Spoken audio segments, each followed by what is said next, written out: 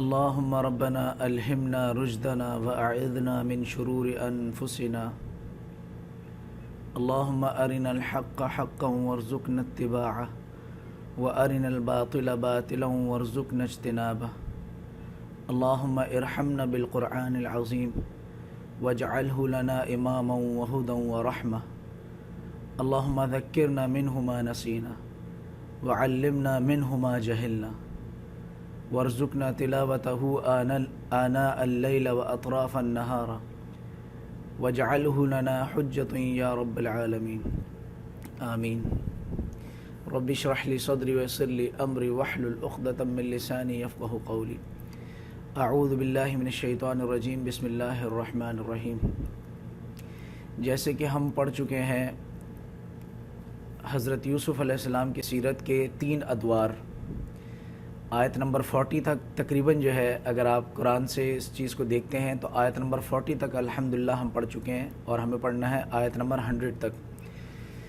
اب یہ 3 ادوار جو ہیں، اس کا میں تھوڑا سا پچھلا جو ہے وہ ریمائنڈ کرا دیتا ہوں آپ کو، کہ جب ان کو جیل وغیرہ میں ڈالا گیا تھا اور وہاں انہوں نے کچھ تبلیغ وغیرہ کی، اور جو 2 قیدی تھے انہوں نے اپنے خواب کی تعویل کے بارے میں پوچھا، تو انہوں نے اس کے بارے میں بتایا.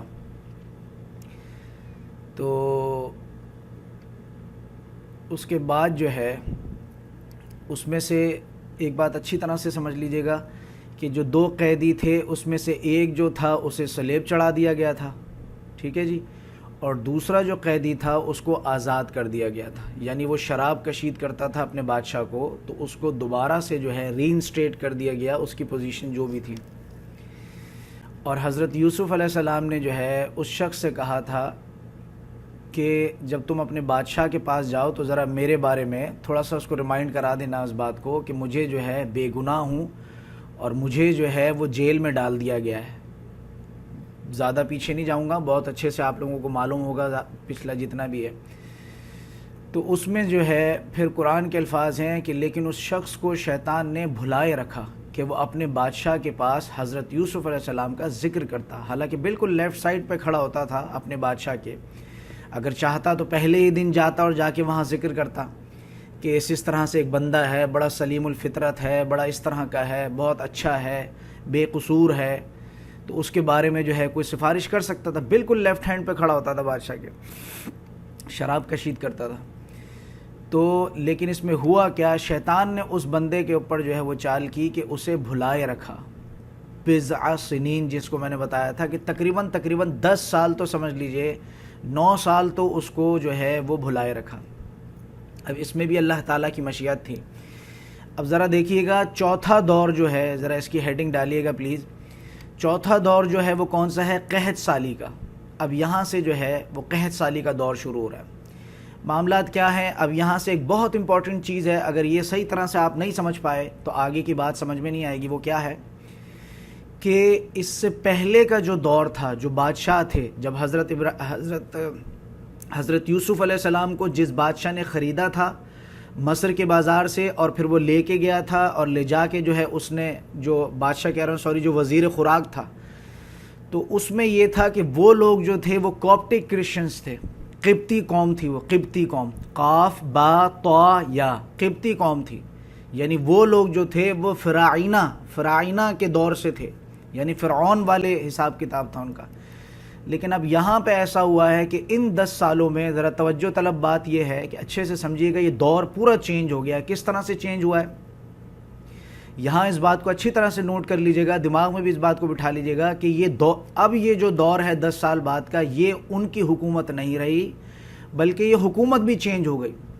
ہوا کیا ہے، جو چرواہے قسم کے، جو عرب میں جو چرواہے قسم کے لوگ تھے، انہوں نے کیا کیا، یہ بڑا معمول رہتا تھا کہ ہر کچھ سالوں بعد جو ہے وہ ایسا ہوتا تھا کہ گاؤں دیہات کے، جنگلوں کے جو بالکل وحشی درندے قسم کے جو لوگ ہوتے تھے، وہ کیا کرتے تھے، ایک قوت بنتے تھے، اور ایک قوت بننے کے بعد جو شہر کے جو مکین ہوتے تھے ان پہ حملہ کرتے تھے، اور اس کے بعد یا تو حملہ کر کے لوٹ کے واپس چلے جاتے تھے اپنے جنگلوں میں، یا پھر یہ ہے کہ وہیں پہ جو ہے وہ حکومت بھی قائم کر لیتے تھے.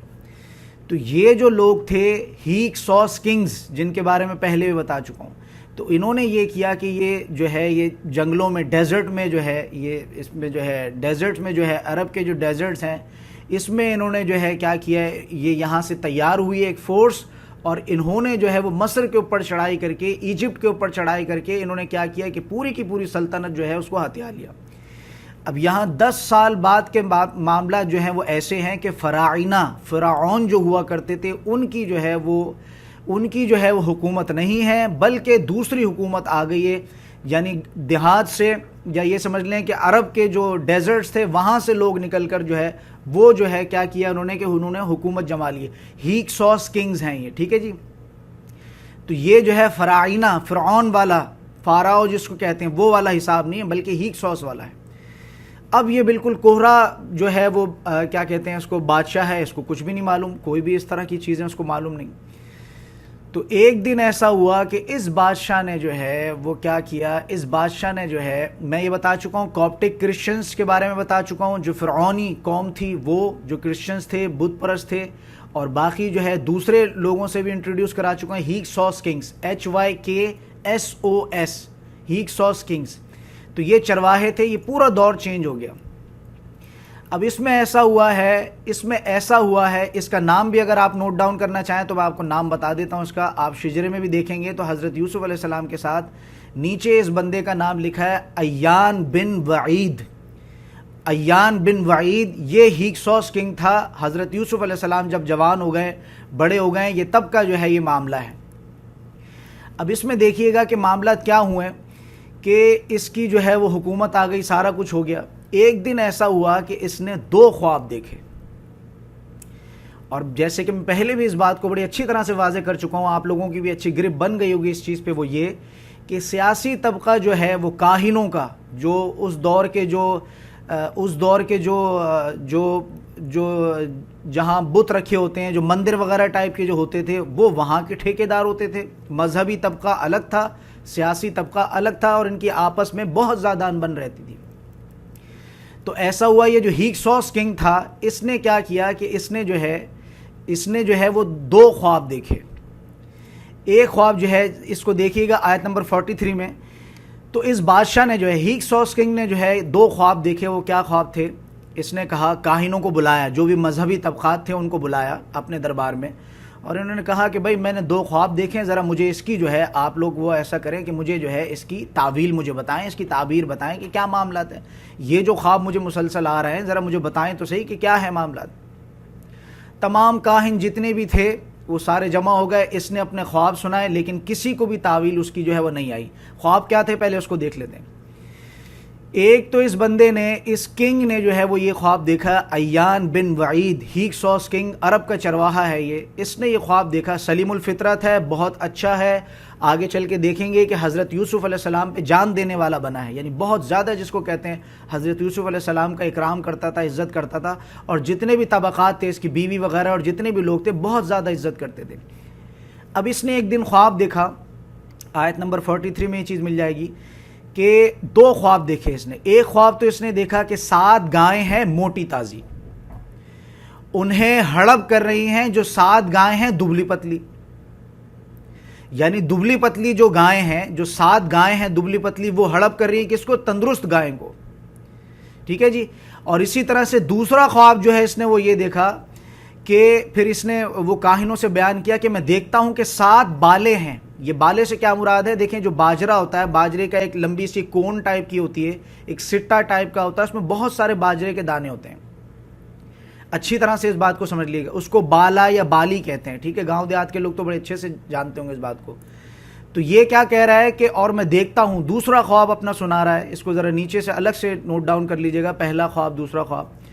دوسرا خواب یہ دیکھتا ہے کہ 7 بالے ہیں، یعنی 7 سٹے ہیں ہرے بھرے، ایک طرف یہ دیکھتا ہے، اور دوسری طرف یہ دیکھتا ہے کہ 7 بالے ہیں، 7 سٹے ہیں بالکل سوکھے۔ تو اس نے جو کاہن بلا رکھے تھے اپنے دربار میں، جو مذہبی طبقہ جو بلا رکھا تھا کہ ذرا مجھے سمجھاؤ کہ یہ کیا معاملات ہیں، اے میرے کاہنوں ذرا مجھے ان خوابوں کی تعبیر تو بتاؤ کہ ذرا اس کے معاملات کیا ہیں، واقعتاً اگر تم خواب کی تعبیر جانتے ہو۔ تو اس دور میں جو ہے یہ کاہن جو تھے، جنات کے ساتھ ان کے معاملات تھے، جنات ان کے قبضے میں تھے، سارے جتنے بے تکے کام جو آج کے دور میں بھی ہو رہے ہیں، یہ ساری حرکات ان کی بھی تھیں کاہنوں کی، جو یہود میں سے تھے، یا یہود میں سے تو نہیں کہہ سکتے، جو بس اسی طرح کے لوگ تھے کہ جو بہت پہلے کے اس طرح کے لوگ تھے، جو حضرت سلیمان علیہ السلام کے دور سے، یا اور سمجھ لیں کہ اور بھی اس طرح کی یہ جو بت پرستی ہے، یہ جن جادو ٹونا وغیرہ جو ہے، یہ حضرت نوح علیہ السلام کے بعد سے یہ معاملات جو ہے وہ شروع ہوئے ہیں۔ اس سے پہلے یہ معاملات شرک وغیرہ کے معاملات نہیں تھے، یہ شرک جیسی غلط فہمی جو ہے یہ حضرت نوح علیہ السلام کی وفات کے بعد جو ہے یہ معاملات شروع ہوئے ہیں۔ اس بات کو اچھی طرح سمجھ لیجئے گا، اس سے پہلے جو ہے وہ کوئی انسان بھی دھرتی پر شرک نہیں کرتا تھا، سب ایک اللہ کی عبادت کرتے تھے۔ لیکن حضرت نوح علیہ السلام کے دور میں پھر اس طرح سے ہوا کہ وہ 5 مختلف شخصیات تھیں، بڑی معتبر شخصیات تھیں۔ یہ اچھی طرح سے اس کو الگ سے نوٹ ڈاؤن کر لیجئے گا۔ ویسے کبھی اگر ہم نے انشاءاللہ تعالی اگر ہم نے حضرت نوح علیہ السلام کی سیرت پڑھی تو انشاءاللہ وہاں اس چیز کو ہم دیکھیں گے کہ وہ بہت معتبر قسم کے لوگ تھے۔ تو لوگوں نے کہا جب ان کا انتقال ہو گیا، وہ لوگ جو تھے وہ سلیم الفطرت تھے، تو وہ اچھی بات کرتے تھے، بھلی بات کرتے تھے۔ جب ان کا انتقال ہو گیا، مر گئے وہ، اس کے بعد جو ہے وہ کیا کیا، لوگوں نے سوچا کہ ان کی بڑی یاد آتی ہے اور اس طرح کے معاملات ہیں، تو کیوں نہ ہم ایسا کریں کہ کوئی ان کی جو بیٹھک ان کی جو ہوتی وہاں ہم کوئی بت وغیرہ بنا لیں، کوئی ایسا اسٹیچو بنا کے رکھ دیں جہاں پہ یہ کہ جب بھی ہماری نظر پڑے تو ہم ان کے لیے دعا کر دیا کریں گے۔ اب یہ شرک جو ہے، یہ آگے چل کے انشاءاللہ دیکھیں گے اللہ تعالیٰ اسی شرک کو جو ہے قرآن کی روح سے بھی بیان کریں گے کہ اس سے پہلے یہ چیزیں نہیں تھیں۔ حضرت نوح علیہ السلام کے بعد سے جو ہے یہ شرک کی جو یہ خباثت ہے یہ پیدا ہوئی ہے۔ تو وہ لوگوں نے کیا کیا کہ انہوں نے جو ہے بت بنائے جہاں جہاں ان کی جو ہے وہ بیٹھک تھی، یعوس اور یغوس اور یعوق کر کے ان کے نام بھی 5 لوگوں کے ان کے نام تک آئیں گے اس میں قرآن میں آگے چل کے۔ انہوں نے جو ہے وہ جنریشن جو تھی انہوں نے جو ہے وہ بت وغیرہ بنا دیے، تو وہ لوگ آ کے جب ان کی مورتیوں کو دیکھتے تھے ان کے حق میں دعا کرتے تھے کہ اللہ ان کی بخشش فرمائے، یہ وہ، یہاں تک بھی چلو معاملات کوئی ایسے کوئی خاص نہیں تھے، اس کو عبادت تو نہیں کر رہا ہے۔ لیکن پھر اس کے بعد کے جو دور آئے اس میں یہ ہے کہ کسی نے کہا ذرا اس پہ ڈسٹ آ گئی، تھوڑا سا صاف صفائی کر دیں۔ پھر اس کے بعد کے جو دور آئے تو انہوں نے کہا ذرا ہاتھ جوڑ لیں، وہ کرتے کرتے جو ہے وہ لوگ سجدہ کرنے لگے، شرک کرنے لگے۔ تو اصل جو جڑ جو بنیاد جو پڑی ہے شرک کی، یہ حضرت آدم علیہ السلام سے لے کر حضرت نوح علیہ السلام کے دور تک یہ بالکل بھی ایسے معاملات نہیں تھے۔ یہ ساری خباثت جو پیدا ہوئی ہے یہ پھر جو ہے آدم ثانی کے دور میں، جس کو حضرت نوح علیہ السلام کے بارے میں بتا چکا ہوں، یہ وہاں سے شرک کے معاملات جو ہے یہ شروع ہوئے۔ اس سے پہلے کوئی انسان بھی شرک نہیں کرتا تھا، یہ آگے چل کے ہم دیکھ لیں گے انشاءاللہ تعالی۔ تو اس نے جو ہے یہ بات کہی کہ اے میرے کاہنوں، ذرا مجھے ان 2 خوابوں کی جو حقیقت تو مجھے بتاؤ کہ کیا ہے یہ معاملات، کیا ہیں؟ تم تو بڑے جو ہے تم بنتے ہو دعوے دار کہ تمہیں خواب کی جو ہے تعبیرات بھی آتی ہیں، تمہارے پاس جنات ہیں، تم ایسے دین کے ٹھیکیدار بنتے ہو، ذرا مجھے بتاؤ اس بارے میں۔ تو وہاں جو تھے وہ 2 4 6 8 10 دن کا ٹائم دیا گیا، لیکن وہ کاہن جو تھے انہوں نے آ کے سر خم تسلیم کر دیا، ہمیں سمجھ میں نہیں آ رہی کہ کس طرح کے خواب ہیں، ہمیں بالکل سمجھ میں نہیں آ رہی، اور یہ ہے کہ ہمیں لگتا ہے کہ یہ تو بس آپ کی کوئی خام خیالی ہے، یا یہ ہے کہ بہت زیادہ آپ کچھ سوچتے ہیں اس بارے میں۔ تو یہ وہ چیزیں ہیں جو دن میں سوچتے ہیں، رات میں جیسے وہ چیز پائی جاتی ہے کہ سائنٹیفکلی بھی یہ چیز ہے کہ انسان بہت زیادہ کسی چیز کو سوچتا ہے، تو اگر یہ ہے کہ وہ رات میں بھی اگر وہ بات دماغ میں رہ جائے تو وہ آ جاتی ہے۔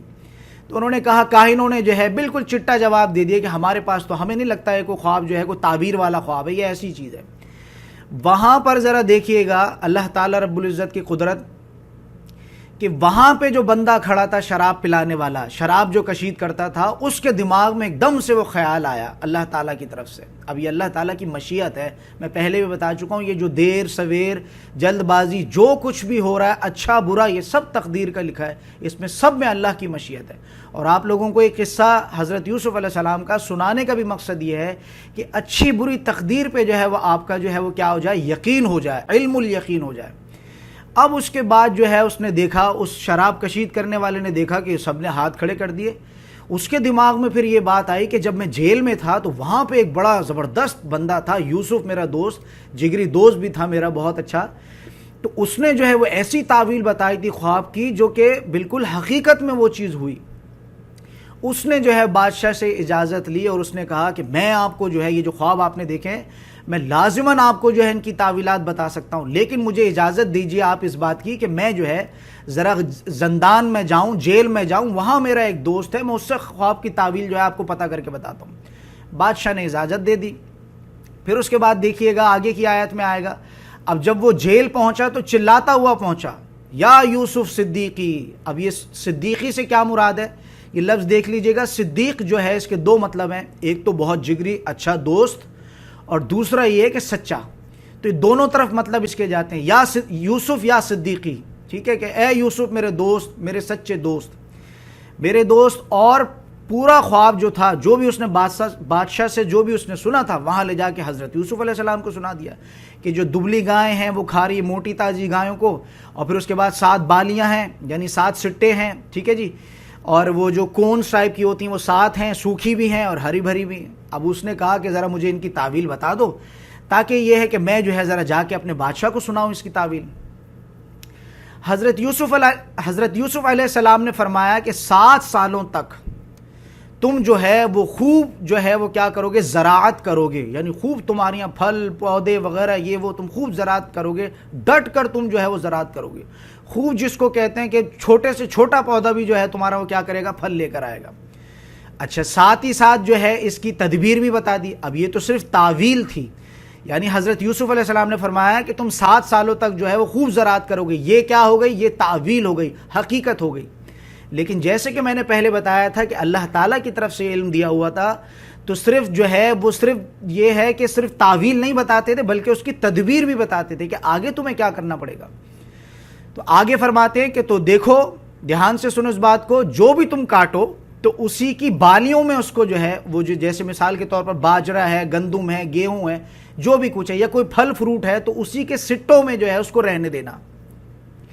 یعنی آپ دیکھتے مثال کے طور پر, میں ذرا اس کو تھوڑا سا واضح کر دیتا ہوں, جیسے سیب ہے مثال کے طور پر, اس کے اوپر کی ڈنڈی ہوتی ہے, اگر وہ سیب کے اندر اگر وہ ڈنڈی پھنسی رہتی ہے تو وہ سیب جو ہے کافی ٹائم تک رہ سکتا ہے, پریزرویٹو ہے نیچرلی. لیکن یہ ہے کہ اگر آپ نے اس کو کھینچ کے توڑ دیا تو پھر یہ ہے کہ شام تک رات تک وہ خراب ہو جائے گا. اسی طرح سے اور کوئی چیز ہے, اورنجز ہیں, اوپر چھوٹی سی ایک ان کے نوب سی ہوتی ہے ٹاپ کے اوپر, اگر اس کو لگا رہنے دیں گے تو اس میں یہ ہوگا کہ پھر وہ زیادہ اچھا ہے, کیونکہ وہ ہوا نہیں جائے گی اور وہ ساری چیزیں. تو ہمارے یہاں تو یہاں تک بھی ہوتا ہے کہ جو بہت بڑی سپر مارکیٹ سے جب آپ کوئی فروٹ خریدتے ہیں تو وہ ہر فروٹ کے اندر وہ چیز لگی ہوئی ہوتی ہے. تو وہ جو بندہ وہاں کام کرنے والا جو وہاں ہوتا ہے, اس میں پھر یہ چیز ہوتی ہے کہ وہ ہر فروٹ کو چیک کرتا ہے, جس میں وہ ہلکی سی ٹوپی نما نوب نما جو چیز ہوتی ہے اگر وہ موجود ہوتی ہے تو وہاں اس کو رکھتا ہے, مرچنڈائز کرتا ہے, اور اگر وہ ٹوپی ٹائپ کی نہیں ہوتی تو اس کو اٹھا کے سائڈ میں کر دیتا ہے. اسی طرح سے یہ ساری چیزیں ہیں, اس کو اچھی طرح سمجھ لیجئے گا. تو یہ اب یہ سائنس نے بھی اس بات کو پروف کر دیا ہے. اور دیکھیں کس زمانے میں جو اللہ کے نبی جو ہے اس طرح کی بات کر رہے ہیں, حضرت یوسف علیہ السلام, کہ یہ جو ہے اب یہ وہ چیزیں ہیں جس سے ہمارا ٹوٹا پھوٹا جو ایمان ہے یہ ہمارا جاتا ہے کس طرف, وہ یقین کی طرف, علم الیقین کی طرف جو ہے وہ چیزیں ہماری جاتی ہیں. تو یہ مقاصد ہیں آپ لوگوں کو یہ ساری چیزیں سنانے کی. اب اس میں جو ہے ایک اور بہت پیارا پوائنٹ جو ہے وہ یہ آ رہا ہے. ایک تو چیز یہ بھی ہے, اس میں آگے چل کے انشاءاللہ اس کو بیان کروں گا, لیکن یہاں پہ ایک پوائنٹ ذرا اس کو سمجھیے گا کہ حضرت یوسف علیہ السلام جو ہیں یہ بہت, جس کو کہتے ہیں کہ بہت پیارا پوائنٹ ہے اور بہت امپورٹنٹ پوائنٹ ہے, وہ یہ کہ حضرت یوسف علیہ السلام کو جو ہے وہ زندان میں ڈالا گیا, جیل میں ڈالا گیا, بے قصور ہیں, بالکل کوئی قصور نہیں ہے, زبردستی ان کو جو ہے وہ جیل میں ڈالا گیا ہے. یہاں پہ جو یہ آ رہا ہے بندہ چلاتا ہوا آ رہا ہے, یوسف میرے دوست مجھے خواب کی تعبیر بتا دو, بالکل آرام سے انہوں نے خواب کی تعبیر بتا دی. کیوں؟ کیونکہ یہ نیکی کا کام تھا. اگر اس کی جگہ ہوتے ہم تو کیا کرتے, ہم کہتے جاؤ بھائی دفعہ ہو یہاں سے, تو تمہیں شرم نہیں آتی, میرے ساتھ یہ ہو گیا, میرے ساتھ وہ ہو گیا, یہ ہو گیا, وہ ہو گیا. ہم کیا کرتے, ہم فوراً جو ہے وہ نیکی کے کام سے ہاتھ روک لیتے. اب یہ وہ نقطہ ہے, اس کو یہ ہے وہ چیز جو سامنے رکھنے والی ہے. یہاں اس بات کو سمجھیے گا کہ کوئی آپ کے ساتھ کتنا بھی برا کرے, دیکھیں ایک بات اس چیز کو اچھی طرح سے سمجھ لیجئے گا کہ اگر اچھائی کا جواب اچھائی سے ملتا ہے یہ تو بہت اچھی بات ہے, لیکن اگر اچھائی کا جواب آپ کو برائی سے ملتا ہے یہ اور بھی اچھی بات ہے. اب آپ بڑے حیران ہوں گے کہ سر نے کیا بات کہہ دی. مثال کے طور پر آپ میرے ساتھ بھلائی کر رہے ہیں, لیکن میں آپ کے ساتھ جو ہے وہ بھلائی کا جواب بھلائی سے نہیں دیتا. کیا مراد ہے اس سے؟ اس سے مراد یہ ہے کہ بروز قیامت جو ہے اس میں یہ ہوگا میری نیکیاں آپ کو دے دی جائیں گی. یہ صرف ایمان اور یقین کی بات ہے. تو لہٰذا ہمیں یہ چیز دیکھنا چاہیے کہ ہمیں ان لوگوں کے ساتھ تو زیادہ سے زیادہ بھلائی کرنا چاہیے جن سے جو ہماری بھلائی کا صلہ ہمیں بھلائی سے نہیں دیتے.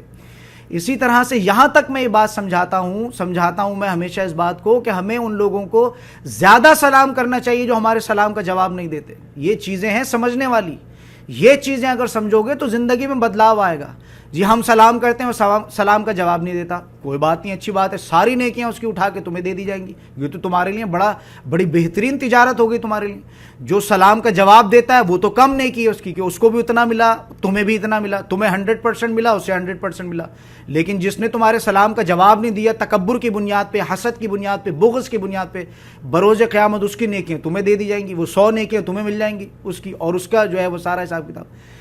تو لہٰذا اسی طرح سے ایک چیز اور میرے دماغ میں آ رہی ہے، حضرت عائشہ ام المومنین صدیقہ رضی اللہ تعالی عنہا پر جس شخص نے جو ہے وہ تہمت لگائی، زنا کی تہمت جس شخص نے لگائی حضرت عائشہ پر، تو اس کا نام تھا مفتاح کر کے، اس کا نام تھا، روایات میں آتا ہے مفتاح اس کا نام تھا، ٹھیک ہے، مفتاح، میم فا تا الف اور ہا، جیسے عبد الفتاح ہوتا ہے اسی طرح سے مفتاح نام تھا اس کا۔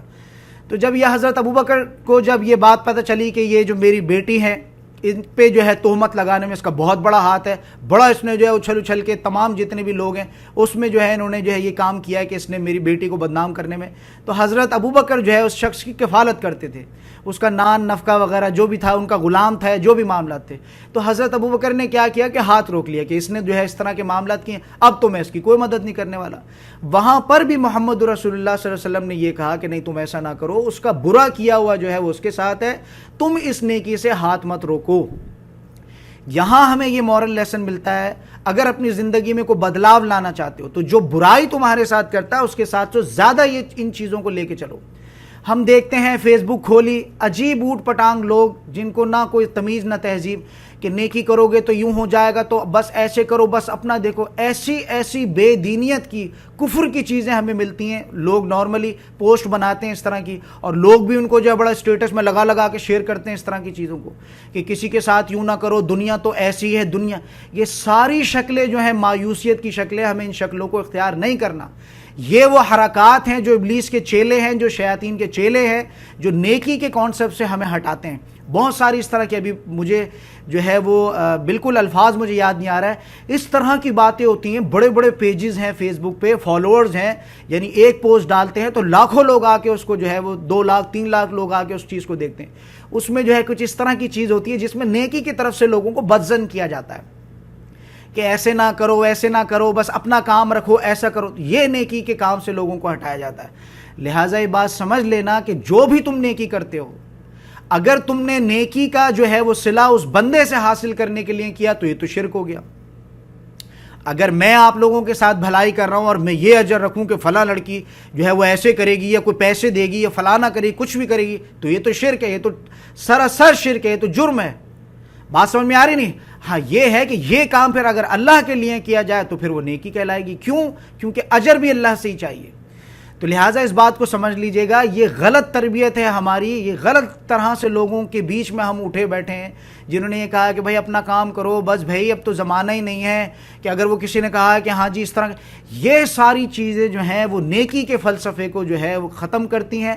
اور نیکی جو ہے سمجھ لیجئے کہ عمل صالح ہے۔ اگر تم نے عمل صالح سے ہاتھ روک لیا کہ بھائی چھوڑو، یہ تو دنیا میں تو ایسا ہے، بھلائی کا تو دور ہی نہیں ہے، اس طرح کے محاورے ہیں، اس طرح کی باتیں ہیں، ہمارے بڑے بزرگوں کی بھی اس طرح کی باتیں ہیں کہ جس سے انسان ان نیک کاموں سے رکتا ہے۔ یہ بہت امپورٹنٹ چیز ہے، آج کے دور کا سب سے بڑا مرض یہ ہے کہ لوگ نیکی کے کام سے ہاتھ روک لیتے ہیں کہ ہم تو اتنا اچھا کر رہے تھے، اس نے ہمارے ساتھ یہ کر دیا۔ لہٰذا اتنی لمبی بات بیچ میں ڈالنے کا مقصد یہ ہے کہ نیکی سے جو ہے وہ کبھی بھی، کیونکہ وہ انسان جو نیکی کا کام کرتا ہے وہ اللہ کے لیے کرتا ہے۔ اگر تم اللہ کے، پہلی بات تو تم یہ اللہ کے لیے کر ہی نہیں رہے تھے، اگر تم اللہ کے لیے کر رہے تھے تو تم نے بعد میں ہاتھ کیوں روک لیا؟ سوال۔ اور اگر تم اللہ کے لیے کر رہے تھے تو پھر تم نے بعد میں کیوں ہاتھ روکا اپنا اس چیز پہ؟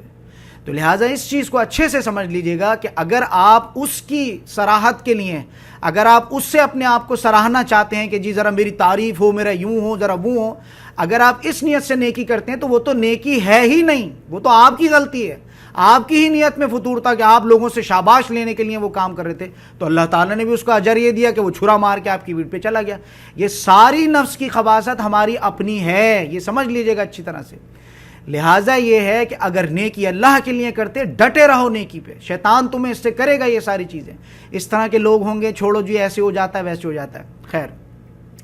یہاں جو بہت بڑا نقطہ ملا ہے اور اسی کے ضمن میں میں نے وہ تہمت والی جو چیز تھی وہ بھی میں نے بیان کر دی. اس کو انشاءاللہ تعالی ہم سورۃ النور میں دیکھیں گے کہ جہاں کھل کے یہ معاملات آئیں گے کیا معاملات ہیں. جو حضرت عائشہ کی برات میں جو ہے پھر اللہ تعالی نے کچھ آیات جو ہے وہ نازل کی ہیں. خیر یہاں پہ یہ ہوا کہ جب وہ چلاتا ہوا آیا اور اس نے پوچھا کہ یوسف میرے دوست, وہاں یہ نہیں کہا کہ جاؤ بھائی تمہاری قوم کی وجہ سے, تمہارے لوگوں کی وجہ سے تمہارے بادشاہ نے میرے ساتھ یہ کر دیا, تم اس کو شراب پلاتے ہو, بلکہ یہ نہیں تھا. پہلے پورے اطمینان سے اس کو خواب کی جو تعویلات تھیں, جو تدبیرات تھیں وہ بتا دی. یہاں سے یہ پوائنٹ ہمیں سیکھنے کو ملتا ہے کہ ہماری تربیت جو ہے اس طرح کی ہونا چاہیے, نیکی کے کام سے ہم ہاتھ نہ روکیں. تو نیچرل پریزرویٹیوز پہ بات ہو رہی تھی کہ وہ ساری چیزیں. اس کے بعد جو ہے اچھا 7 سال جو ہے اس طرح کے آئیں گے کہ ڈٹ کر تم جو ہے وہ کیا کرو گے, زراعت کرو گے, خوب تمہارا جو ہے وہ سارا کام ہوں گے. پھر اس کے بعد 7 سال ایسے آئیں گے کہ جو بہت ہی سختی کے ہوں گے, جس میں نہ بارش ہوگی, شدید قحط پیدا ہوگا, اور وہ 7 سال جو ہے وہ کھا جائیں گے اس چیز کو جو کچھ بھی تم نے بچا کے رکھا ہے. یعنی 7 سال میں تم جتنا بھی کچھ سیو کر لو گے وہ سارا کا سارا تم جو ہے وہ کھندیل کے تم کھا چکے ہوگے. جو کچھ بھی تم نے چھپا کے رکھا ہے, ذخیرہ کر کے رکھا تھا کہ ڈبل پیسوں میں بیچوں گا کروں گا, وہ سب کا سب جو ہے وہ ختم ہو جائے گا. وہ 7 سال ایسی شدید قحط سالی کے ہوں گے. اور آگے چل کے آپ دیکھیں گے کہ یہ قحط سالی صرف مصر تک ہی نہیں رہی, صرف ایجپٹ تک ہی نہیں رہی, بلکہ اور جو اس کے گرد و نواح کے جو علاقے تھے, جو ملک تھے, وہاں تک بھی قحط سالی کے جو ہے وہ اثرات پہنچے. بہت شدید سختی کا دور تھا یہ حضرت یوسف علیہ السلام کے دور میں. پہلے 7 سال جو ہے بڑی زبردست تھے کہ تم نے چھوٹا سا, اگر تم نے وہ جیسے ہمارے یہاں بھی دیکھا جائے کہ جہاں کچرا پھینکا جاتا ہے زمین پہ, زیادہ تر الحمدللہ ہماری زمین ایسی ہے کہ جہاں کچرا پھینکا جاتا ہے وہاں پہ بھی یہ ہوتا ہے کہ کوئی نہ کوئی درخت نکلتا ہے, کوئی پھل, کوئی بھی ایسی چیز, پودا, پیڑ نکلنا شروع ہو جاتا ہے. یہ معاملات تھے ان پچھلے 7 سالوں کے. اس کے بعد پھر 7 سال جو ہے وہ ایسے آئے ہیں کہ بہت زیادہ سختی کے وہ 7 سال تھے. ٹھیک ہے جی. اب یہاں تعویل بھی بتا دی اور تدبیر بھی بتا دی کہ دیکھو 7 سال آئیں گے وہ بہت زیادہ جو ہے تمہارے زبردست ہوں گے, خوب کھاؤ پیو اور زیادہ سے زیادہ جو ہے ذخیرہ اندوزی کرو. اس میں یہ ہے کہ باجرے کو جھاڑ کے وہ ڈبوں میں بھر کے نہ رکھنا, بلکہ ان کے سٹوں میں لگے رہنے دینا ان کو. ٹھیک ہو گیا جی. اور باقی جو 7 سال آئیں گے اگلے, اس میں یہ ہے کہ پھر تم کتنی بھی تدبیر تم کر لو, پھر یہ ہے کہ وہ تو تم ختم ہو جائے گا سارا کچھ. تعویل بھی ہو گئی اور تدبیر بھی ہو گئی اس چیز کی. ٹھیک ہے, اس کا جو ہے وہ بھی بتا دی. پھر اس کے بعد جو ہے اب یہ 7 اور 7 14, اور پھر اس کے بعد 1 سال ایسا آئے گا جس پر خوب می برسے گی, یعنی خوب بارشیں ہوں گی اور خوب پھلو گے اور پھولو گے اور خوب بہترین طریقے سے جو یہ کام ہوگا اور تم خوب کھاؤ گے اور خوب پیو گے. لیکن یہ 14 سال جو ہیں, جس میں خاص طور سے 7 سال جو بعد کے آئیں گے, اس میں بہت تمہیں پھونک کے قدم رکھنا پڑے گا. یہ ساری چیزیں بتائیں, یہ ساری سب کچھ سن کے وہ جو ایلچی تھا, جو بھی آیا تھا وہی شراب کشید کرنے والا, وہ جو ہے بادشاہ کے پاس گیا اور اس نے جا کے یہ ساری چیزیں بتائیں. بادشاہ کا جو ہے بڑا ماتھا ٹھنکا. اس نے کہا یہ تو بڑا ہی کوئی زبردست بندہ ہے, یہ بندہ جو وہاں جیل میں پڑا ہوا ہے اس کو تو میرے پاس ہونا چاہیے. اتنا زبردست بندہ ہے, ایسی باتیں بتا رہا ہے کہ جو کاہن فیل ہو گئے, اتنے بڑے بڑے جو پارسا بنتے تھے, جو دین کے ٹھیکیدار بنتے تھے, وہ فیل ہو گئے, اور یہ ایسی باتیں بتا رہا ہے. اس کو لاؤ میرے پاس, اس کو تو میں اپنے مصاحبین میں سے اس کو میں اپنے جو ہے وہ شریک کروں گا, یہ تو میرے پاس ہونا چاہیے اس بندہ. اچھا جی. پھر اس کے بعد یہ ہوا کہ اور جب وہ ایلچی جو تھا اس نے دوبارہ گیا, یعنی یہ آنا جانا لگا رہا, دوبارہ گیا وہ کہ یوسف میرے دوست, دوبارہ سے گیا. اس نے کہا کہ مبارک ہو تمہیں, جو ہے بادشاہ نے تمہاری تعویلات سنی, تمہاری تدبیرات سنی, بہت تم سے امپریس ہوا, اور وہ کہتا ہے کہ چلو تم جو ہے تم بس بری ہو جاؤ تم سے. اب یہاں پہ ذرا دیکھیے گا نقطہ, وہ یہ ہے کہ حضرت یوسف علیہ السلام نے کہا کہ دیکھو میں اس طرح سے یہاں سے نکلنے کے لیے تیار نہیں ہوں. یعنی ایسا نہیں ہوگا کہ تم نے کہہ دیا آ جاؤ فیورٹزم کی بنیاد پہ کہ میں پھر اس کے بعد تمہارے ساتھ چل پڑوں, بلکہ اس میں یہ ہوگا کہ میں جب تک بری ذمہ نہ ہو جاؤں تب تک میں یہاں سے نہیں نکلوں گا. اب وہ بری ذمہ ہونے کا کیا ہے, ساتھ ہی ساتھ اس کی بھی بات بتا دی, کیا ہے کہ میں جیل سے جو ہے وہ نہیں نکلوں گا جب تک میرا دامن جو ہے وہ پاک نہ ہو جائے. یہاں سے نکلنا, میں یہاں سے نکلنا ہی نہیں چاہتا.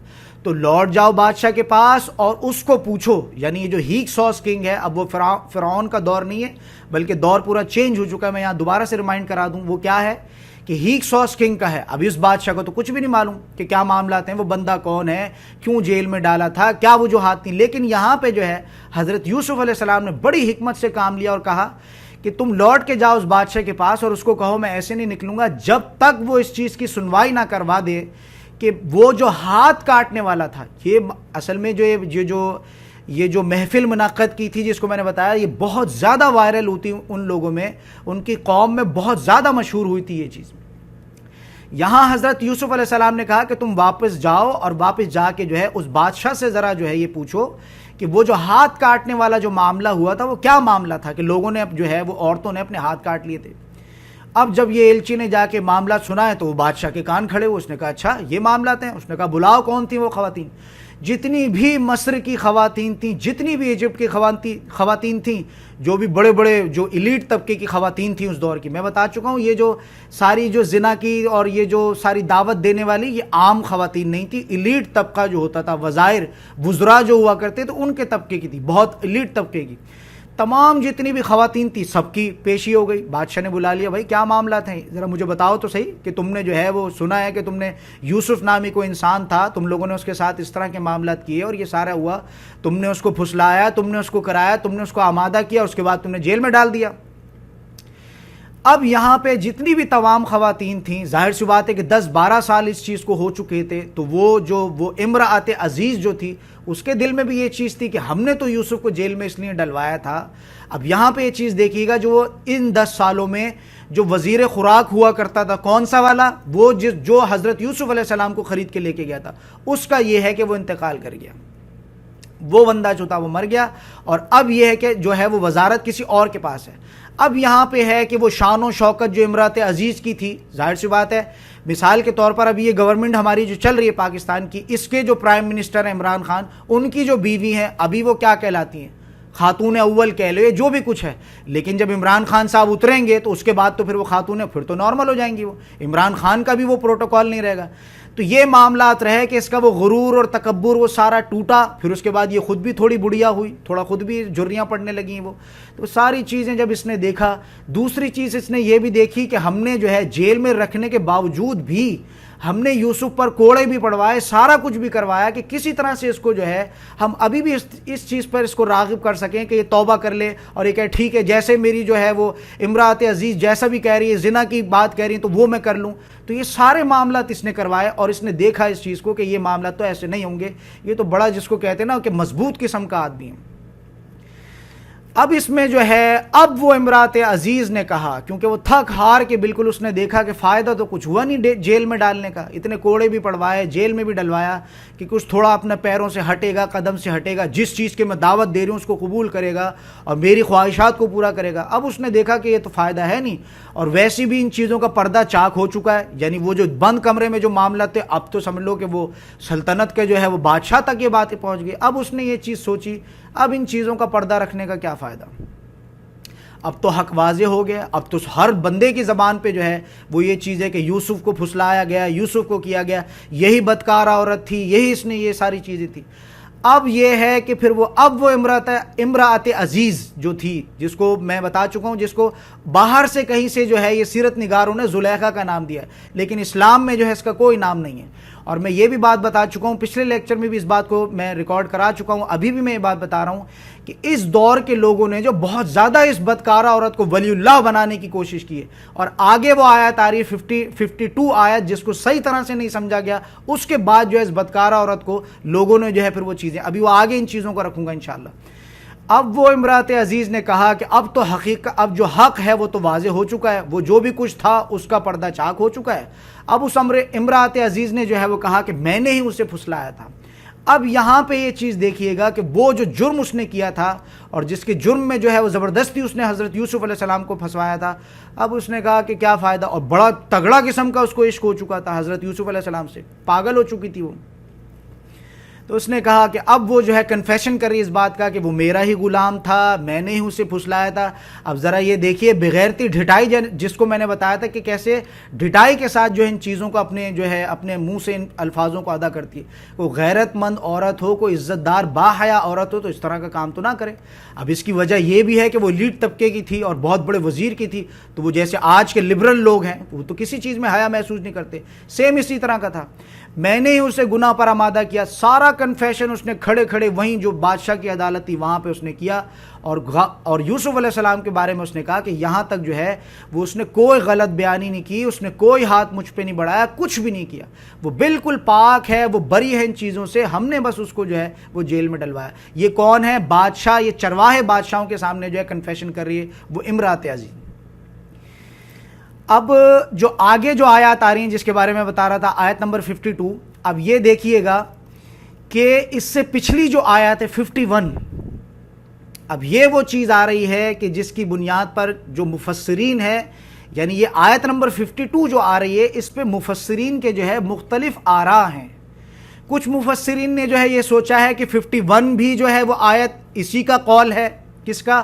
زلیخا کا، جس کو کہتے ہیں امرات عزیز کا ہی قول ہے، پھر آگے کا بھی اس کا قول ہے، پھر اور آگے کا بھی اس کا قول ہے۔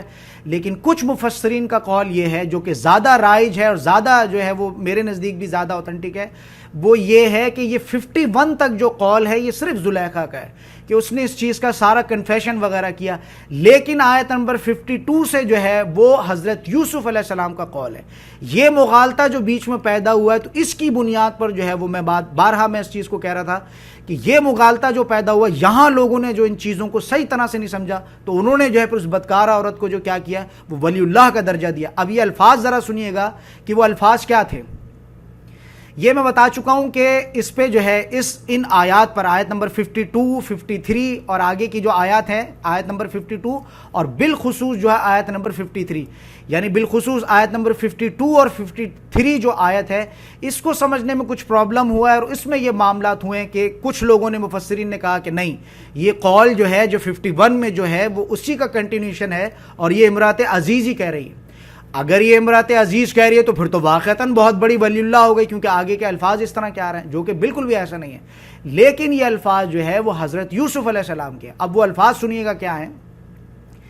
الفاظ ہیں آیت نمبر 52 کے الفاظ ہیں، ذالک لیعلم انی لم اخنہ بالغیب۔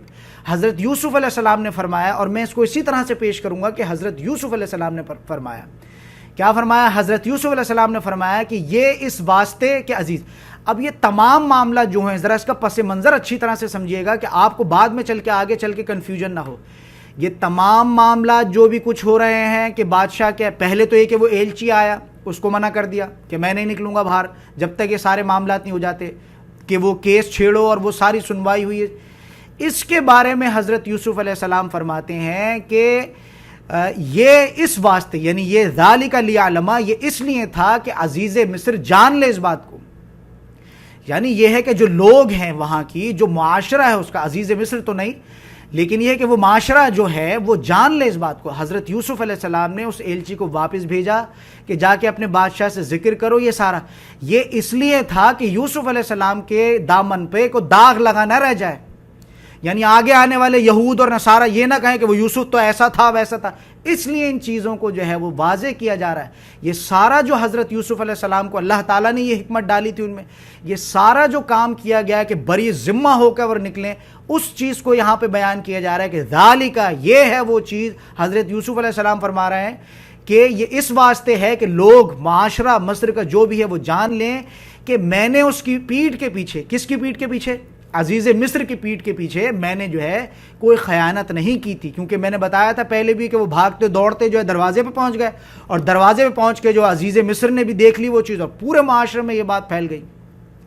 تو حضرت یوسف علیہ السلام اس بات کو فرما رہے ہیں، نہ کہ امرات عزیز کا یہ قول ہے، یہاں پہ یہ بات ہو رہی ہے کہ میں نے اس کی پیٹھ کے پیچھے، یعنی یہ جو پوری جو آقا کے بارے میں بتایا تھا، تو یہ جو کام ہے میں نے اس کی پیٹھ کے پیچھے اس کی خیانت نہیں کی، میں نے اس چیز کی، یعنی جس نے میری پرورش کی اس کی بیوی کے ساتھ میں نے کچھ بھی نہیں کیا، اور اس کے ساتھ ہی ساتھ یہ بھی بتا رہے ہیں، دیکھیں ذرا یہ کوالٹی چیک کریں، الفاظ دیکھیں آپ کس طرح کے آتے ہیں حضرت یوسف علیہ السلام کے، بہت پیارے اٹریکٹیو الفاظ ہیں کہ جو بات کرتے ہیں اس کے آگے سے اس کی چیز بھی بتا دیتے ہیں آگے سے، اور اللہ تعالیٰ کی بھی یہ چیز ہے کہ اللہ تعالیٰ کس خوبصورتی سے لا رہے ہیں۔ یعنی اب یہاں پہ یہ چیز دیکھیے گا کہ اگر میں نے معاذ اللہ ثم معاذ اللہ کو خیانت کی ہوتی تو آگے اس کی سزا بھی بتا رہے ہیں کہ دیکھو پہلی بات تو میں نے یہ کام نہیں کیا ہے، اگر میں نے کیا ہوتا تو کیا فرما رہے ہیں؟ وَأَنَّ اللَّهَ لَا يَهْدِي قَيْدَ الْخَائِنِينَ، بلا شبہ اللہ تعالیٰ جو ہے وہ دغاباز جو قسم کے لوگ ہوتے ہیں، چال باز قسم کے جو لوگ ہوتے ہیں، ہتھ کنڈا بازی کرنے والے جو لوگ ہوتے ہیں، اللہ تعالیٰ ان کو ہدایت نہیں دیتا۔ اب یہاں سے ہمیں کیا ملتا سبق؟ چال بازیاں کر رہے ہیں، یہ ساری چال بازیاں، کوئی اور اس طرح کا اسٹوڈنٹ چال بازی کر رہا ہے، کوئی اور اس طرح کا، دل میں کیا تمہارے پل رہا ہے؟ دل میں تمہارے منافقت ہے، قرآن سنتے ہو کرتے ہو لیکن اس طرح کا ایمان پیدا نہیں ہو پا رہا، یہ ساری بھی چیزیں، یہ بھی چال بازیوں میں آتا ہے۔ جب تم نے قرآن کو سنا، قرآن کی طرف آئے، پوری چیزوں کو سرنڈر کر کے تمہیں قرآن کی طرف آنا چاہیے تھا۔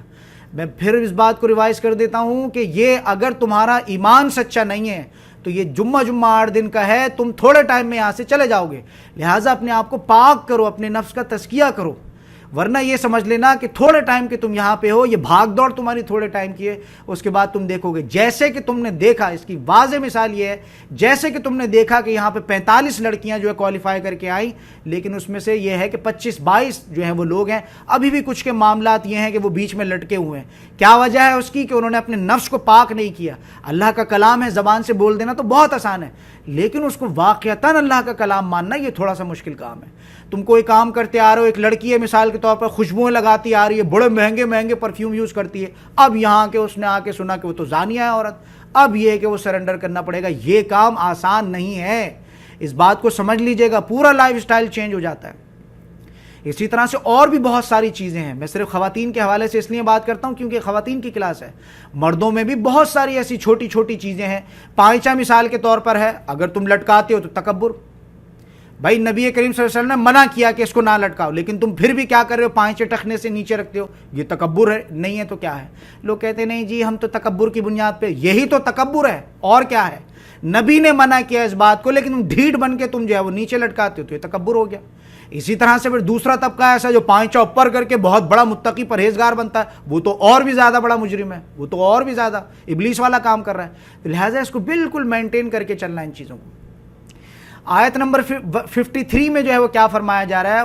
بما ابرئ نفسی، اور پھر اس کے بعد کیا ہے؟ ترجمہ پڑھتا ہوں، میں اپنے نفس کی پاکیزگی بیان نہیں کرتا، یعنی یہ ساری باتیں بھی جو ہے میں اس لیے نہیں کر رہا کہ میرا کو بول بالا ہو یا کچھ اس طرح کا، اپنی نفس کی پاکیزگی جو ہے میں بیان نہیں کرتا، بے شک نفس تو برائی پر۔ اب یہ وہ چیزیں آ رہی ہیں جو پیچھے اگر ہضم نہ ہوئی ہوں، کہ جو پچھلے ہم نے آیات پڑھی تھی، وہی بات ہے کہ القرآن یفصل بعد علی بعد، اب یہاں پہ اس چیز کی وضاحت ہو رہی ہے۔ یوسف علیہ السلام کا خود کا قول ہے کہ دیکھو وہی بات جو پچھلے لیکچر بھی میں نے ریکارڈ کرائی تھی، شہوت ہے، جلد بازی ہے، یہ ساری چیزیں، جو شے بھی انسان ہے اس میں چیزیں پائے جاتی ہیں۔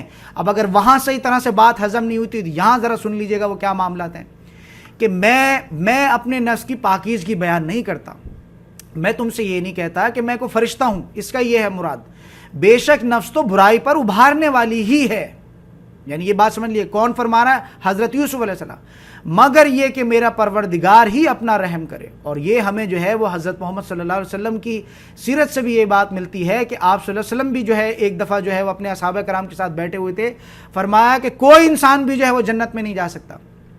بڑا پریشان ہوگا اس بات کو سن کے، کیا فرما رہے ہیں نبی کریم صلی اللہ علیہ وسلم؟ کوئی شخص بھی جو ہے وہ جنت میں نہیں جا سکتا الا سوائے اس کے کہ اللہ کی رحمت اس کو جو ہے وہ ڈھانپ نہ لے۔ تو ایک صحابی جو تھے وہ بڑی انہوں نے جسارت کر کے انہوں نے اس بات کو پوچھا کہ اے اللہ کے نبی آپ بھی؟ فرمایا ہاں میں بھی، اگر مجھے بھی اللہ تعالیٰ جو اپنی رحمت سے اگر مجھے نہیں ڈھانپ لیتا تو میں بھی جنت میں جانے والا نہیں ہوں۔ سن لو اس بات کو، اگر تمہیں کو بڑے اعمال کر کے تمہیں بڑا تکبر ہو گیا، جی میں تو یوں نمازیں پڑھتا ہوں، جی میں تہجد پڑھتا ہوں، میں فلانا کرتا ہوں، اور اگر اللہ تعالیٰ تمہارے کفر کو تولنا شروع کر دے، تمہارے کفر اور شرک اور تمہاری بے دینیت جو تم نے 30 سال کی زندگی 40 سال کی زندگی تم نے گزاری ہے، اگر اس کو ایک ترازو میں رکھ دے تو باقی کی زندگی، یہ تو تمہارا بڑا خسارے کا نقصان ہے۔ یہ تو اللہ کی رحمت ہے کہ وہ تمہیں جو ہے وہ کرتا ہے۔ لیکن اس میں یہ بات بھی سمجھ لیجئے گا جو کہ بہت امپورٹنٹ ہے، بیزان میں اگر لے کے چل رہا ہے بات کو تو سمجھ لیجئے گا، آج کا بہت بڑا معاشرہ جو ہے ہمارا، بہت بڑا طبقہ، بلکہ میں کہوں گا کہ بہت زیادہ 90% ہمارا طبقہ جو ہے وہ اللہ تعالیٰ کی رحمانیت پر دھوکہ کھائے بیٹھا ہے۔ کیا مراد ہے اس سے؟ یعنی تمام زندگی کے جو ہے حرام کاریوں پر ڈٹا ہے، سود کھا رہا ہے، چوری کر رہا ہے، جھوٹ بولتا ہے، غیبت کرتا ہے، قطع رحمی کرتا ہے، بڑے بڑے جتنے بھی گناہ سب کرتا ہے، لیکن ڈھٹائی پہ ڈٹا رہتا ہے کہ اللہ بڑا غفور الرحیم ہے۔ تو لہٰذا یہ بھی بات یاد رکھنا کہ اللہ کی رحمانیت پر دھوکہ مت کھانا۔ اگر تم حرام کاریوں میں ڈٹے ہوئے ہو، حرام کاری کے طبقے میں ہو اور گناہ کے کاموں پر ڈٹے ہوئے ہو تم، آگے چل کے بہت اچھے سے یہ کلیہ بیان ہوگا۔ آگے کی آیات جب سورۃ البقرہ کی ہم شروع کریں گے انشاءاللہ، یہ جو سیرت کا ہمارے دور چل رہا ہے اس سے واپس جب ہم جائیں گے، کھل کر بات آ جائے گی، وہاں پر بھی کھول کے میں ان باتوں کو رکھوں گا کہ دیکھو یہ بالکل ایسا نہیں ہے۔ لہٰذا اس بات کو سمجھ لیجئے گا کہ یہاں پہ کیا فرمایا جا رہا ہے کہ میں یہ بات بتا رہا تھا کہ اللہ کی رحمانیت کے اوپر دھوکہ مت کھا لینا تم، یہ نہ سمجھنا یہ شیطان کی پٹی ہے۔ یہ جو انسان جو ڈھٹائی پہ ڈٹا ہے اور کہے جی اللہ بڑا غفور الرحیم ہے، یہ شیطانی دھوکہ ہے۔ اللہ غفور الرحیم ان لوگوں کے لیے ہے۔ میں سورۃ البقرہ کے جو شروع کا ایک گروہ ہم نے پڑھا تھا، 3 شخصیات جو پڑھائی تھی، اس میں بھی میں نے یہ بات بتائی تھی کہ جو مفلحون ہیں اللہ ان کے حق میں ہے، جو دن رات محنت کر رہے ہیں ان چیزوں پر، اللہ ان کے حق میں ہے، رحیم اور غفور اور وہ ساری چیزیں۔ انسان گھر سے نکلتا ہے، جیسے آج جمعے کا دن ہے، گھر سے انسان نکلتا ہے، ہر قدم پر اس کو جو ہے وہ 100 سال کا جو ہے ہر قدم پر اس کو 1 سال کا صیام اور قیام کا جو ہے اس کو، یہ ہے وہ غفور الرحیم۔ اب تم پڑے سوتے رہے، تم مزے سے سوتے رہے، کون سا غفور الرحیم بھائی؟ تم تو اللہ کی وہ ختم کے جو ہے وہ ہو گئے۔ تو لہٰذا یہ سمجھ لینا کہ اللہ غفور الرحیم ہے ان لوگوں کے حق میں کہ جو دن رات جڑے رہتے ہیں، اللہ سے ڈرتے ہیں، جو اللہ سے ڈرتے ہیں، اللہ کے سامنے پیش ہونے سے ڈرتے ہیں، وہ ساری چیزیں۔ اگر یہ تمہاری روش ہے تو انشاءاللہ تعالیٰ اللہ تمہارے حق میں غفور الرحیم ہے۔ تم 5 وقت کی نماز پڑھتے ہو، کبھی ایسا ہو گیا سوتے رہ گئے، کوئی بات نہیں، اللہ غفور الرحیم ہے۔ اب تم جلدی سے جب سو کے اٹھے ہو فوراً تم یہ کرو کہ اس نماز کو پڑھ لو۔ لیکن ڈھٹائی پہ تم ڈٹے رہو، یہ کافروں کی روش پہ تم کان کھول کے سن لیجئے گا اس بات کو۔ میں جھنجھوڑنے کے سٹائل میں اس بات کو بول رہا ہوں کہ تم اللہ تعالیٰ کے ساتھ معاملات ایسے کرو، کافروں کی روش پر تم ڈٹے رہو اور ساتھ میں تم کہو کہ اللہ بڑا غفور الرحیم ہے، یہ سراسر شیطانی چال ہے، یہ دھوکہ ہے۔ سمجھ لینا اس بات کو۔ اللہ غفور الرحیم ان لوگوں کے حق میں جو بھاگ دوڑ میں، جو ان چیزوں میں لگے ہیں، کرنا چاہتے ہیں، اور پھر ایسا کچھ ہوتا ہے کہ کوئی گناہ کر بیٹھتے ہیں، کوئی اس طرح کا کام ہو گیا، اللہ سے توبہ کی، اللہ وہاں ان کو معاف کرنے والا ہے۔ لہٰذا اس کو بالکل میزان میں لے کے چلنا ہے، دھوکے میں بھی نہیں آنا، اور یہ کہ پھر مایوس بھی نہیں ہو جانا کہ گناہ کر لیا، بہت بڑا کوئی زنا ہو گیا تو اب یہ کہ لے کے بیٹھے ہیں جی ہم تو بڑے گناہ گار ہیں، جی آپ ہمارے لیے دعا کر دیں۔ یہاں سے پھر وہ شیطان جو ہے، دیکھو یہ باتیں سمجھنا، یہاں سے پھر وہ دروازہ کھلتا ہے، ہم تو بڑے گناہ گار ہیں جی آپ ہمارے لیے دعا کر دیں۔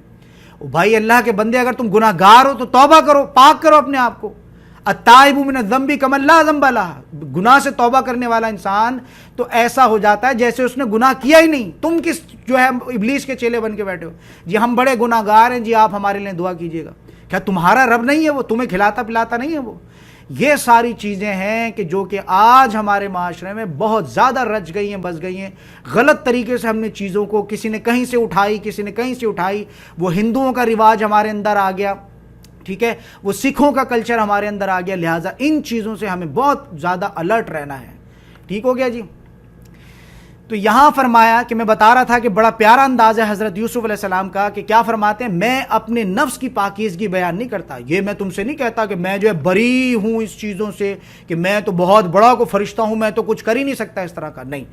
بما ابرئ نفسی، دیکھو میں اپنے نفس کی پاکیزگی بیان نہیں کرتا، بے شک نفس تو برائی پر ابھارنے والی ہے۔ جیسے کہ میں پہلے بھی بتا چکا ہوں کہ اللہ تعالیٰ نے 2 فورسز سے ملا کے انسان کو بنایا۔ ایک فورس ہے جسم، یہ ہمیشہ برائی کی طرف آپ کو لے کے جائے گا، اور ہم پہلے بھی ان چیزوں کو آیات میں پڑھ کے آ چکے ہیں۔ میں نے آیت نمبر بتایا تھا، شاید غالباً آیت نمبر 24 تھی، اس میں حضرت یوسف علیہ السلام جو ہے اللہ تعالیٰ فرما رہے ہیں کہ یوسف بھی یہ کام کر لیتا اگر ہم اس کو اپنی آیت نہ دکھاتے۔ کیا مراد ہے اس سے؟ کل بنی آدم خطاؤن، اب یہ وہ آپ صلی اللہ علیہ وسلم کی یونیورسل ٹروتھ جس کو کہتے ہیں، کوئی ایسا نہیں ہے دنیا میں جو دعویٰ کرے کہ میں گناہوں سے پاک ہوں، جتنا بڑا بھی متقی پرہیزگار ہو، سوائے انبیاء اور رسولوں کے، جتنا بھی بڑا کوئی ولی اللہ کیوں نہ ہو، کوئی نہ کوئی گناہ جو ہے وہ گناہ جلی یا گناہ خفی، کچھ نہ کچھ اس طرح کے معاملات ہوتے ہیں، کیونکہ اللہ تعالیٰ نے اس کے معاملات رکھے۔ بندہ مومن بھی تب تک مومن نہیں ہو سکتا جب تک کوئی نہ کوئی گناہ کا کام کر کے اللہ سے معافی نہ مانگی۔ یہ چیزوں کو بڑا بیلنس کر کے چلنا ہے۔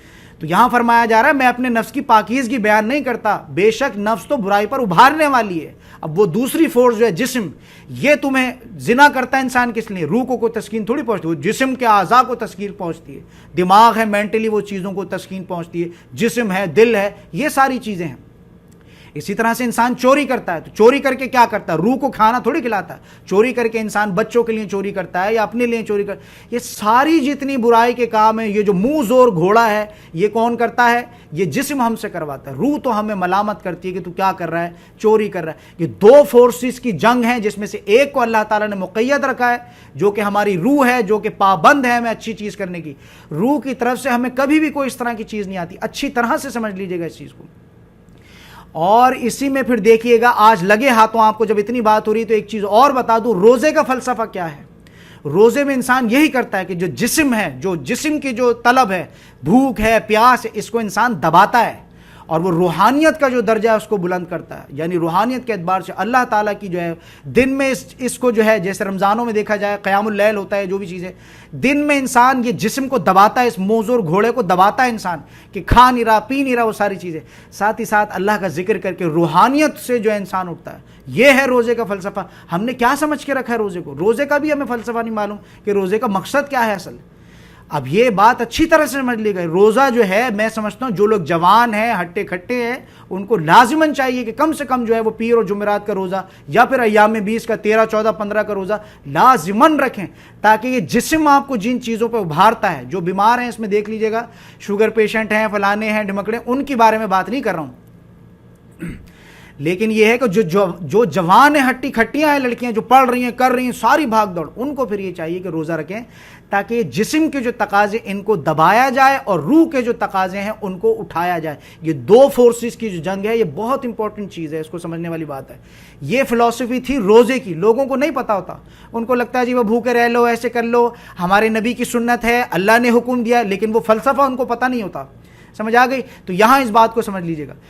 تو یہ ساری چیزیں جو ہے، آیت نمبر 52 ہو گئی، آیت نمبر 53 ہو گئی. اس کے بعد جو ہے اب وہ بادشاہ نے یہ ساری چیزیں جو ہے یہ جب سنی، یہ ساری چیزیں جو بادشاہ نے سنی کہ جو اس امرات عزیز نے جو کنفیشن کیا وہاں کھڑے ہو کے، میں نے اس کو پھسلایا تھا، میں نے اس کو کیا تھا، ایسا تھا، سارا کنفیشن سننے کے بعد تمام جتنی بھی خواتین تھیں ان سب کو زندان میں ڈلوا دیا گیا. کہا کہ ان کو زندان میں ڈالو، انہوں نے تہمت لگائی، انہوں نے غلط کام کیا، اس نے ایک شریف النفس انسان پہ کام کیا. ان تمام کو جو ہے وہ زندان میں ڈلوا دیا اور باقی حضرت یوسف علیہ السلام کو جو ہے وہ کہا کہ میرے پاس لے آؤ. اب ذرا دیکھیے گا وہ ادوار، ذرا دیکھیے گا کہ کیسے ایک بالکل غریب بستی میں ہے. یعنی یہ سمجھ لو غرلہ چرا کے کر کے کس طرح سے وہ معاملات، وہاں سے ان کو کنویں میں ڈالا جاتا ہے. کنویں میں ڈالنے کے بعد ایک لوگ ایسے کوڑیوں کے بھاؤ، کتنا دل روتا ہوگا کہ میں جو ہے اس طرح سے ہوں، میں اتنا خوبصورت. کچھ تو ان کے اندر وہ جو نفس ان کی تھی، یہ ہے کہ وہ نبی نہیں تھے، بچپن سے نبی نہیں تھے، لیکن کچھ تو یہ چیز ہوتی ہے. اگر مثال کے طور پر میں بہت خوبصورت، حسین و جمیل ہوں اور میرے ساتھ کوئی اس طرح کا معاملہ ہو کہ کوئی میرے اس طرح سے توہین کر دے، تو وہ ایک جو نفس ہماری چیز ہوتی ہے وہ چیز تو آتی ہے.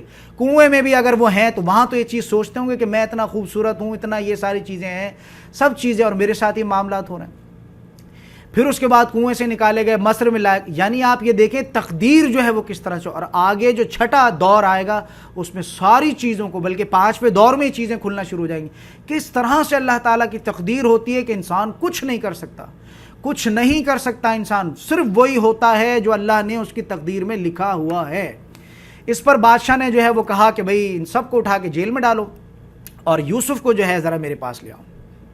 اس کو تو میں اپنے جو مصاحب ہے میرے، ظاہر سی بات ہے جو ٹیم ورک ہے، پورے مصر کی حکومت اس کے پاس ہے، اور یہ کہ دوسرے بھی جو ممالک ہوتے تو ان کی بھی کچھ تھوڑی بہت انہوں نے جو ہے اس کو جو ہے کہتے ہیں کہ ان کی بھی تھوڑی بہت ذمہ داری انہوں نے جو ہے وہ لی ہوئی تھی. پیس ٹریٹی جس کو کہتے ہیں کہ اس میں جو وہ ایک جیسے OIC وغیرہ ہے، تو اس میں یہ ہے کہ جو اگر OIC جو ادارہ ہے اس میں بھی اگر کسی ایک ملک پر کوئی اس طرح کے کام ہوتے ہیں، جیسے پاکستان پہ کوئی حملہ کرتا ہے تو دوسرے مسلمان ممالک، اس طرح کی بھی بہت بڑی کمیٹی تھی جس میں مصر کا بھی اس میں ہاتھ تھا.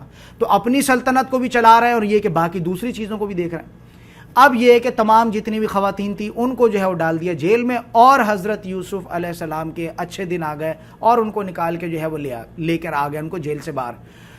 اب جب حضرت یوسف علیہ السلام آ گئے اور بادشاہ نے کہا کہ حضرت یوسف سے کہ آج سے آپ ہمارے خاص وزیروں میں سے ہوں گے. اب دیکھو یہ وہ چیز ہے، آگے چل کے ایک جگہ میں نے آپ کو بتائی تھی یہ چیز کہ اللہ تعالیٰ نے فرمایا کہ اس طرح سے ہم نے یوسف کو تمکن عطا کیا زمین میں. اب آگے چل کے پھر وہ چیز آ جائے گی. تو یوسف علیہ السلام نے کہا کہ میرا مقصد، اب جب باہر آئے اور خبر ملی ہے کہ وہ تو ساری عورت، پتنی کتنی عورتیں تھیں، سب کو زندان میں ڈال دیا، اور ایلیٹ طبقے کی خواتین تھیں. ظاہر سی بات ہے ایلیٹ طبقے کی کوئی عورت کوئی کام کرے یا کوئی اور اس طرح کا تو بہت بڑا یہ تو کلنک کی بات ہے، بڑی ٹینشن والی بات ہے. جب باہر آئیں دیکھا تو کہ میں تو نکل گیا ہوں لیکن بہت ساری خواتین ہیں جنہوں نے یہ کام کیا تھا، تو انہوں نے ان کو جیل میں ڈال دیا. تو حضرت یوسف علیہ السلام نے جو ہے وہاں آ کے بھی اب وہی الفاظ سمجھ لیجئے، آیت نمبر 52 اور 53 کے الفاظ جن کی میں پہلے وضاحت کر چکا ہوں، سیم وہی الفاظ جو ہے حضرت یوسف نے کہے کہ میرا یہ معاملہ، میرا جو ہے وہ دعویٰ یہ نہیں تھا کہ میں سچا ہوں تو اس کے مراد یہ ہے کہ ان کو جیل میں ڈال دو کر دو، بلکہ یہ کہ ان کو بھی بری ذمہ کر دو، ان کو بھی اس چیز سے آزادی دو. بادشاہ نے بڑی اس چیز کو سراہا کہ تمہیں اتنا 10 سال 12 سال تم جو ہے وہ جیل میں رہے ان کی وجہ سے، اور تم ایسی بات کرو، آفرین ہے بھائی تمہارے اوپر، زبردست بات ہے. تو خیر انہوں نے وہ جو ہے حضرت یوسف علیہ السلام نے ان کے بارے میں جو ہے وہ کی تھی، انہوں نے جو ہے وہ ان خواتین کو بھی آزاد کر دیا. دوسری جانب جو ہے اب وہ جو چیز، جو خواب جو بادشاہ دیکھ رہا تھا، اب وہ حضرت یوسف علیہ السلام کو جو ہے اب انہوں نے یہ جو ہے وہ فکر ان کو لاحق تھی کہ یہاں تو معاملات بگڑنے والے ہیں. ظاہری شکل لوگ دیکھ رہے ہیں کہ اس کو پکڑ لیا، اس کو ڈال دیا، اس کو کر لیا، لیکن باطنی شکل یہ ہے کہ ایک بہت بڑی جو آزمائش اللہ تعالیٰ کی طرف سے ہمارے اوپر آنے والی ہے. تو حضرت یوسف علیہ السلام کے دماغ میں تو وہ چیز چل رہی تھی. تو انہوں نے جو ہے وہ ساری چیزوں کو کٹ آف کرتے ہوئے حضرت یوسف علیہ السلام نے جو ہے اس بات کی فکر جو تھی، اس بات کی جو فکر تھی وہ جو ہے بادشاہ پہ ظاہر کی کہ مجھے بہت زیادہ اندیشہ ہے اس بات کا کہ یہ تمام معاملہ جو ہے وہ آگے چل کے وہی جو تعویل تھی خواب کی، اس کے لیے جو ہے حضرت یوسف علیہ السلام نے کہا کہ تم مجھے جو ہے معیشت کا جو کنٹرول ہے، معیشت کا جو کنٹرول ہے یہ تم مجھے دے دو تاکہ میں جو ہے اچھے سے اس کو، کیونکہ میں حفیظ بھی ہوں اور میں علیم بھی ہوں، یعنی میں حفاظت کرنے والا بھی ہوں بہت زیادہ تمہارے مال میں سے، دولت میں سے، ایسا نہیں کہ کھاتا رہوں گا پیتا رہوں گا، اور یہ ہے کہ علیم بھی ہوں، یعنی یہ ہے کہ میں جانتا ہوں کس طرح سے ان چیزوں کو ڈیل کرنا ہے. سمجھ آگے نہیں؟ اور اس طرح سے اب وہ الفاظ آ رہے ہیں کہ اور اس طرح سے ہم نے یوسف علیہ السلام کو تمکن عطا کیا زمین میں. اب تو وہ جہاں چاہیں، اتنی بڑی وزارت پہ کہ وزیر کنٹرولر بن گئے ہیں وہ، اب یہ ہے کہ وہ جہاں چاہیں، جیسے چاہیں، جو چاہیں وہ کریں، ٹھکانہ اپنا جو چاہے کر لیں. اور یہ ٹھکانے کی جو ہے اس کے ضمن میں دیکھ لیجئے گا، آگے چل کے بھی وہ بات آئے گی کہ انہوں نے جو ہے وہ ایک پورشن ایسا مصر میں ایک بہت زبردست ایسا لیکن خالی تھا وہ جگہ، تو وہ لیکن یہ ہے کہ جب وہ 1 سال جب وہ آیا کہ جس میں بہت بارش ہوئی، سارا کچھ وہ ایریا جو تھا جس کا نام ہے گوشن، اس کو ذرا اچھے سے سمجھیے گا کیونکہ آگے چل کے حضرت موسیٰ علیہ السلام کی جو ایک کڑی جو بنا رہا ہوں میں، جو حضرت ابراہیم سے حضرت یوسف اور یہ سارے معاملات، تو یہ جو لفظ ہے گوشن، یہ مصر میں جو ہے ایک سمجھ لو کہ بنجر زمین تھی، لیکن جو 1 سال جو وہ والا ہے اس کے بعد یہ بڑی جو ہے زبردست ہو گئی. وہ زمین جو ہے وہ حضرت یوسف علیہ السلام نے بازیاب کروائی تھی کن سے؟ یہ جو مذہبی طبقہ تھا، انہوں نے جو ہے یہ ہتھیار رکھی تھی، ان سے بازیاب وہ کرائی تھی، اور وہ پھر آگے ان کی کیا مشیت تھی وہ آگے چل کے دیکھیں گے. اب یہاں سے جو ہے وہ 5واں دور جو ہے وہ شروع ہو رہا ہے. بہت انٹرسٹنگ معاملات جو ہے وہ ہونے والے ہیں. وہ کیا ہے معاملات ذرا دیکھیے گا اس کو. 5واں دور جو ہے حضرت یوسف علیہ السلام کا جو ہے وہ شروع ہو رہا ہے. کیا معاملہ ہے کہ یہ قحط سالی جو پڑی ہے، ٹھیک ہے جی، یہ قحط سالی جیسے میں پہلے بتایا تمام جتنے گرد و نواح کے جتنے، اچھا ایک بات اس میں سمجھ لیجئے گا وہ یہ ہے کہ مصر جو ہے یہ بڑا زرخیز ہے، جیسے پاکستان وغیرہ ہے، انڈیا ہے، بنگلہ دیش، زرخیز ہیں یہ علاقے جو ہے. اسی طرح سے مصر جو ہے جزیرہ نما عرب جو ہے اس میں سب سے زیادہ زرخیز جو ہے وہ مصر ہے. آپ دیکھیں گے کہ دبئی میں اور یہ جو جتنے بھی جزیرہ نما اب یہ جو جتنی بھی گلف کی کنٹریز ہیں، جتنا پھل فروٹ وغیرہ سبزیاں جو بھی کچھ آتا ہے، یہ آج کی تاریخ میں بھی یہ ساری چیزیں جو ہیں وہ زیادہ تر مصر سے، ایجپٹ سے ہی آ رہی ہیں یہ چیزیں. اس کی وجہ کیا ہے کہ وہاں کچھ سمندر وغیرہ ہیں، یہ ہے وہ ہے، وہاں کے معاملات الگ ہیں، بالکل سعودیہ والے معاملات نہیں کہ صرف کھجور کے درخت یہاں پہ چل سکتے ہیں بنا پانی کے، کیونکہ دھوپ اتنی ہوتی ہے، زمین خشک ہے، سارے معاملات ہیں. تو لہٰذا یہاں پہ اس بات کو سمجھیے گا کہ اس دور میں بھی یہی معاملات تھے کہ مصر جو ہے وہ تمام جتنے بھی ارد و گرد کے جو لوگ تھے وہ سارا جو کے معاملات ہیں، یہ جو آٹے کے معاملات، پھل فروٹ کے، سبزیوں کے، سارے معاملات سے جو ہے وہ مصر ان چیزوں کو ڈیل کر رہا تھا، ایجپٹ. اب یہ قحط سالی جو ہے اس کے اثرات جو ہیں انہوں نے تو بڑے اچھے سے کر لیا تھا ان چیزوں کو. حضرت یوسف علیہ السلام نے 7 سالوں میں بڑے اچھے سے اس کو جو ہے وہ سب چیزوں کو جو ہے سیو کیا، اور اس کے بعد جو ہے وہ 7 سالوں میں قحط سالی جو چل رہی ہے اس میں اچھے سے انہوں نے چیزوں کو، یعنی پہلے جو وہ دور آیا، پہلے تو اچھا والا دور آیا، اس میں اچھے سے انہوں نے ٹکا کے ڈٹ کر انہوں نے جو ہے وہ ساری زراعت کا کام کیا، سیونگ کی ہے، ٹھیک ہے. پھر اس کے بعد جو اگلے 7 سال آئے جس میں قحط سالی ہوئی ہے، ظاہر سی بات ہے ساری اسٹریٹجی تو صرف جو مصر میں تھی، باقی لوگوں نے تو ایسا نہیں کیا تھا. فلسطین میں تو واندے ہو گئے، فلسطین میں تو قحط سالی ہو گئے، بہت بری طرح سے قحط سالی ہو گئے کہ لوگ نکل کے جو ہے مصر آنے لگے، ایجپٹ آنے لگے لوگ. اب وہاں پہ یہ معاملات ہوئے کہ یہ قحط سالی پہنچی ہے فلسطین کون سے علاقے میں؟ کنعان میں، حضرت یعقوب علیہ السلام کے. وہاں پہ پھر یہ معاملات ہوئے ہیں کہ وہاں پہ بالکل جس کو کہتے ہیں قحط سالی ہو گئی، اور وہ کھانے کے لیے بھی آٹا نہیں، اور وہ آخری جو بھی تھا وہ برتن جھاڑ کے کر کے ساری چیزیں ہو گئیں کہ قحط کی اتنی بری جو ہے وہ حالت ہو گئی کہ بالکل سمجھ لیے کہ لوگ جو ہے وہ بھوکے بیٹھے ہیں. اب اس میں یہ ہوا ہے کہ انہوں نے پھر یہ خبر سنی ہے کہ مصر میں جو ہے کوئی عزیز مصر ہے جو بہت تھوڑے سے داموں پہ، یعنی دام کی کوئی شرط نہیں ہے، بس یہ ہے کہ کچھ بھی تھوڑا بہت تم لے جا کے دو، بہت تھوڑے سے داموں پہ وہ جو ہے بہت اچھا زبردست، جتنا غلہ، جتنے بورے جو ہے، جتنا بڑا بورا تمہارے ایک اونٹ پہ آ سکتا ہے وہ اس میں دے دیتا ہے. بہت زبردست آفر ہے یہ تو. اب انہوں نے یہ چیز دیکھی تو انہوں نے کہا کہ ہم تو مصر جائیں گے. یہ کون تھے؟ یہ 10 بھائی تھے وہ. اب یہ وہ چیزیں ہیں کہ جس سے اللہ تعالیٰ موڑ کر پھیر کر ان کو کہاں لا رہا ہے؟ حضرت یوسف علیہ السلام کے پاس. یہ تقدیر کے وہ معاملات ہیں جو کہ آلریڈی ریٹن ہے اللہ تعالیٰ کے پاس. اب یہ قحط سالی ہوئی، سارے معاملات ہوئے. اب ان کو خبر ملی کہ یہ کوئی عزیز مصر ہے، بڑا رحم دل ہے، بڑا اچھا ہے. اب ان کو یہ نہیں پتا کہ وہ یوسف علیہ السلام ہے، کیونکہ انہوں نے ڈالا تھا چھوٹے سے بچے کو، 10-12 سال کا بچہ تھا. اب یہ جو ہے وہ جوان ہو چکے، 27-28 سال کے، یہ کچھ اس طرح کے. اب ان کو پتہ ہی نہیں ہے کہ کیا معاملات ہیں. اور دوسری بات اس میں یہ بھی سمجھ لیجئے گا کہ ان کا نام جو ہے اصل میں جو یوسف نام جو ہے یہ عبرانی نام ہے. اسی طرح سے میں ایک بات بتانا بھول گیا آپ لوگوں کو، ابراہیم نام جو ہے یہ بھی عبرانی نام ہے. یہ سمجھ آ رہی نہیں؟ تو یہ نام جو ہے یہ عبرانی نام ہے. اسی طرح سے یوسف جو ہے یہ بھی ایک عبرانی نام تھا، لیکن جب یہ آئے ان میں قبطیوں میں آئے تو ان کا نام بھی چینج کر دیا گیا. لیکن یہ چیز جو ہے وہ ہمیں اسرائیلی روایات سے ملتا ہے. یوزارسیف ان کا نام رکھ دیا گیا. سمجھ آ گئی؟ تو اب ان کو یہ چیز لگی کہ وہ یوزارسیف تو کوئی اور بندہ ہے اور کوئی اس طرح کے دوسرے معاملات ہیں. انہوں نے جو ہے پھر وہ اپنے ابا جان سے کہا کہ ابا جان ہمیں جو ہے اس چیز کی اجازت دیں کہ ہم جو ہے وہ ایسا کریں کہ ہم مصر جائیں اور یہ جو ہے ہم جا کے اس کو جو ہے جو بھی یہ جو معاملات ہیں، جو آٹا وغیرہ لانا ہے، جو گیہوں جو بھی کچھ ہے وہ ہم وہاں سے لے کر آئیں. تو اس میں سے جو ہے کہ وہ عزیز مصر جو ہے وہ بڑا زبردست جو ہے وہ غلہ دیتا ہے. یہ سارے 10 بھائی اکٹھے ہوئے. ذرا دھیان طلب بات ہے پلیز، کہ سارے جتنے بھی بھائی تھے، سارے جتنے بھی تھے اپنے خالی اونٹ لے کے جو ہے اب یہ پہنچ گئے کہاں؟ حضرت یوسف علیہ السلام کے پاس. یہ 10 آئے ہیں، 11ویں نہیں آئے. حضرت جو اپنے بن یامین جو تھے ان کے بارے میں انہوں نے کہا کہ ہمیں لے جانے دے، لیکن ظاہر سی بات ہے اتنا بیڈ ایکسپیرینس رہا ہے کہ یہ پہلے حضرت یوسف کو لے گئے تھے.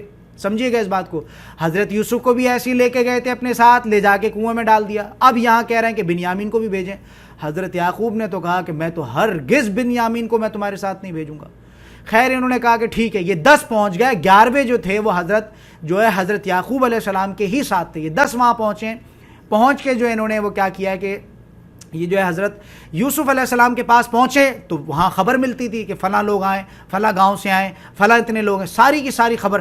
وزیر خوراک ہیں، پوری لسٹ بناتے تھے، جیسے آپ لوگوں کی بھی یہاں لسٹ بن رہی ہے، پوری لسٹ بنتی ہے آپ لوگوں، کون آ رہا ہے، کون جا رہا ہے، کون دیر سے آ رہا ہے، کر رہا ہے، جیسے ہم کوشش کر رہے ہیں چیز کو.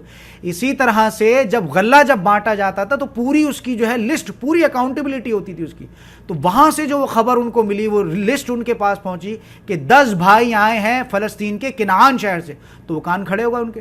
انہوں نے جب نکل کے باہر جھانکا، دیکھا تو ظاہر سی بات ہے کہ یہ جو قبطی قوم، یہ جو ہیکسوس لوگ جو تھے، ان کا پہناوا اور ناوا الگ تھا.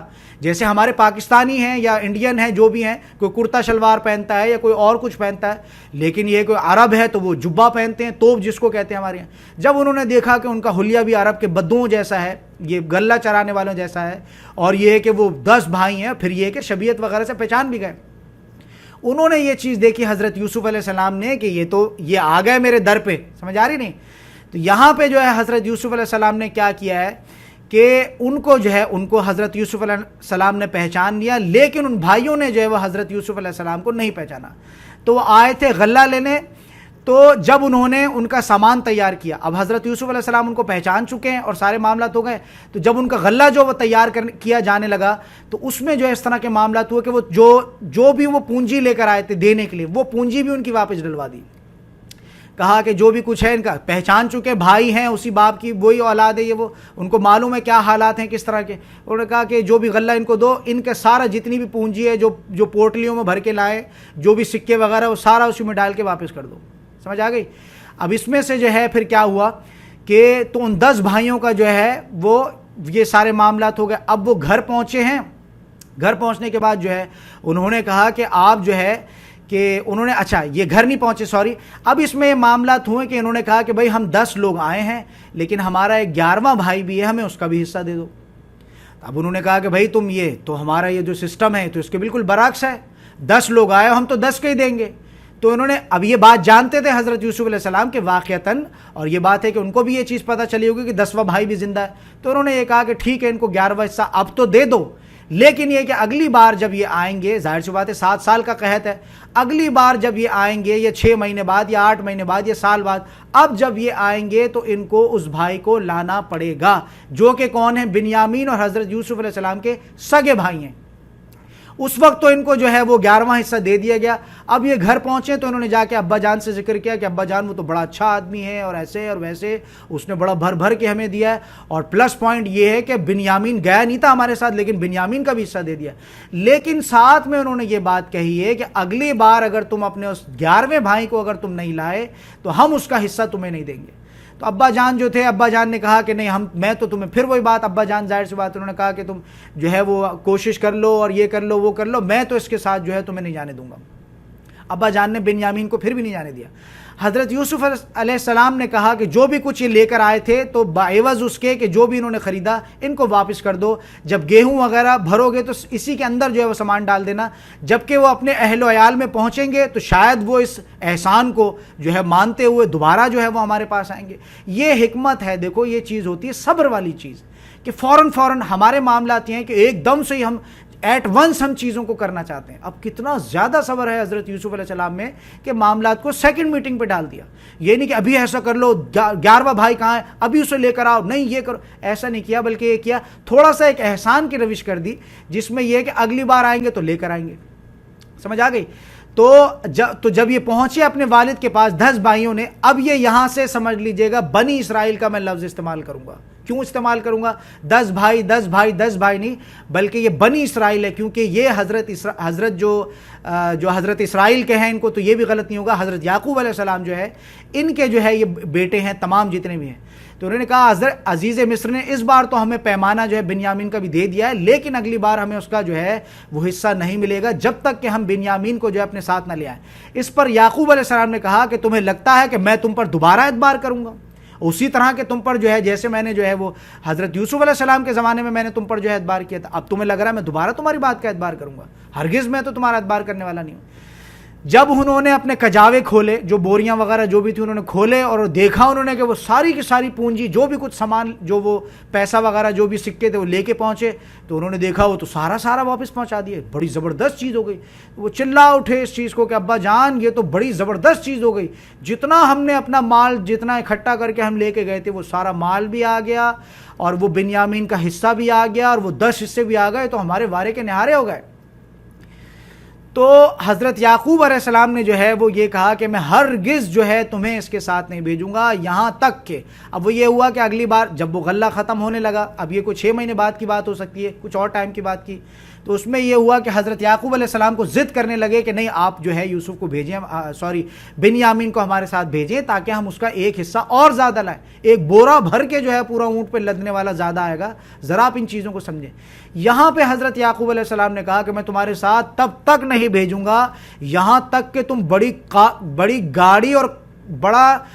گاڑی قسم تم کھاؤ. یعنی وہ بیٹھ کر بیعت کی طرح سے جو ہوتا ہے، یہ جس کو کہتے ہیں کہ جو ہے تم اللہ کے سامنے حلف اٹھاؤ. ایک تو ہوتا ہے کہ ہاں میں ایسا نہیں کروں گا، وہ بیٹھ کر انہوں نے سارے 10 بیٹوں کو بٹھایا اور گاڑا قول و قرار ان سے لیا، اور ساری چیز یہ ہے کہ ان کو کہا کہ تم جو ہے لازماً بنیامین کو تم واپس لے کر آؤ گے، الا یہ کہ تم سب ہلاک ہو جاؤ.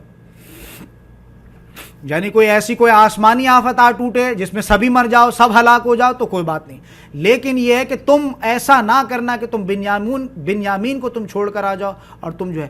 سب نے جب انہوں نے قسم کھائی، سارا کچھ کر لیا، تو حضرت یعقوب علیہ السلام نے کہا کہ یہ جو ہمارا قول و قرار ہے اس پر اللہ تعالیٰ گواہ ہے، یہ قرآن کے الفاظ بتا رہا ہوں آپ کو۔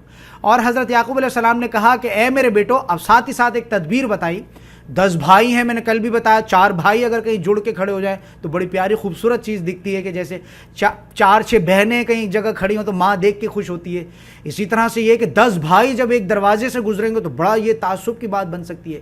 تو حضرت یعقوب علیہ السلام کے دماغ میں یہ جو ہے وہ چیز آئی کہ انہوں نے کہا کہ اے میرے بیٹو، جب تم مصر میں داخل ہونے لگو، یہ قرآن کا ترجمہ ہی ہے، یہ آج بھی سارا قرآن کا ہی ترجمہ ہے، یہ میں آپ کو کوئی سٹوری نہیں سنا رہا ہوں، یہ سارا سورہ یوسف کا ترجمہ چل رہا ہے۔ تو انہوں نے کہا حضرت یعقوب علیہ السلام نے کہ اے میرے بیٹو دیکھو، جب تم مصر میں داخل ہونے لگو تو الگ الگ دروازوں سے داخل ہونا، ایسا نہ ہو کہ لوگ تمہیں دیکھ کے جو حسد کرنے لگیں گے، ایک باپ کے 10 بیٹے، تو یہ چیز۔ تو انہوں نے کہا کہ دیکھو وہاں جب داخل ہو تو متفرق دروازوں سے داخل ہونا، واللہ عالم کہ اس کے پیچھے کیا جو ہے وہ معاملات تھے، کیا معاملات تھے، کیا مشیت تھی اللہ تعالیٰ کی۔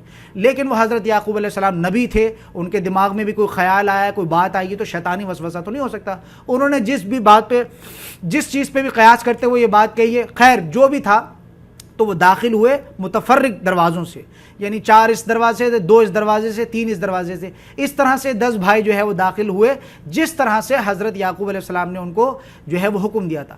اب وہ حضرت یوسف علیہ السلام کے ہاں پھر پیش ہو رہے ہیں، ٹھیک ہے جی، اس بات کو سمجھ لیجیے گا۔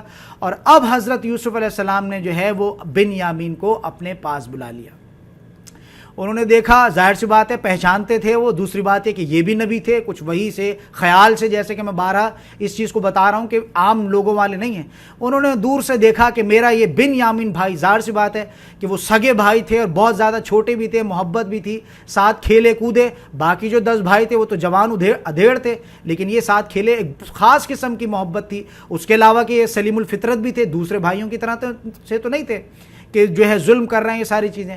اب انہوں نے دور سے جب دیکھا تو انہوں نے حضرت جو ہے یہ اپنا بنیامین جو ہے ان کو اپنے پاس بلا لیا اور بتا دیا کہ میں جو ہے تمہارا بھائی ہوں یوسف۔ تو یہ بڑے حیران ہوئے کہ یہ یوسف میرا بھائی ہے، زندہ ہے، کافی رونا دھونا وغیرہ ہوا، اور ساتھ ہی ساتھ جو ہے حضرت یوسف علیہ السلام نے فرمایا کہ یہ جو تمہارے بھائی ہیں مجھے معلوم ہے کس اس کے ہیں، خصلت کے ہیں، کیا معاملات ہیں، تمہیں مارتے بھی ہوں گے، تمہارے ساتھ جو ہے وہ تعصب بازی بھی کرتے ہوں گے، لہٰذا یہ ہے کہ اب تم جو ہے ان چیزوں سے پریشان نہ ہو، اب ہمارے حالات جو انشاءاللہ تعالیٰ بدل جائیں گے۔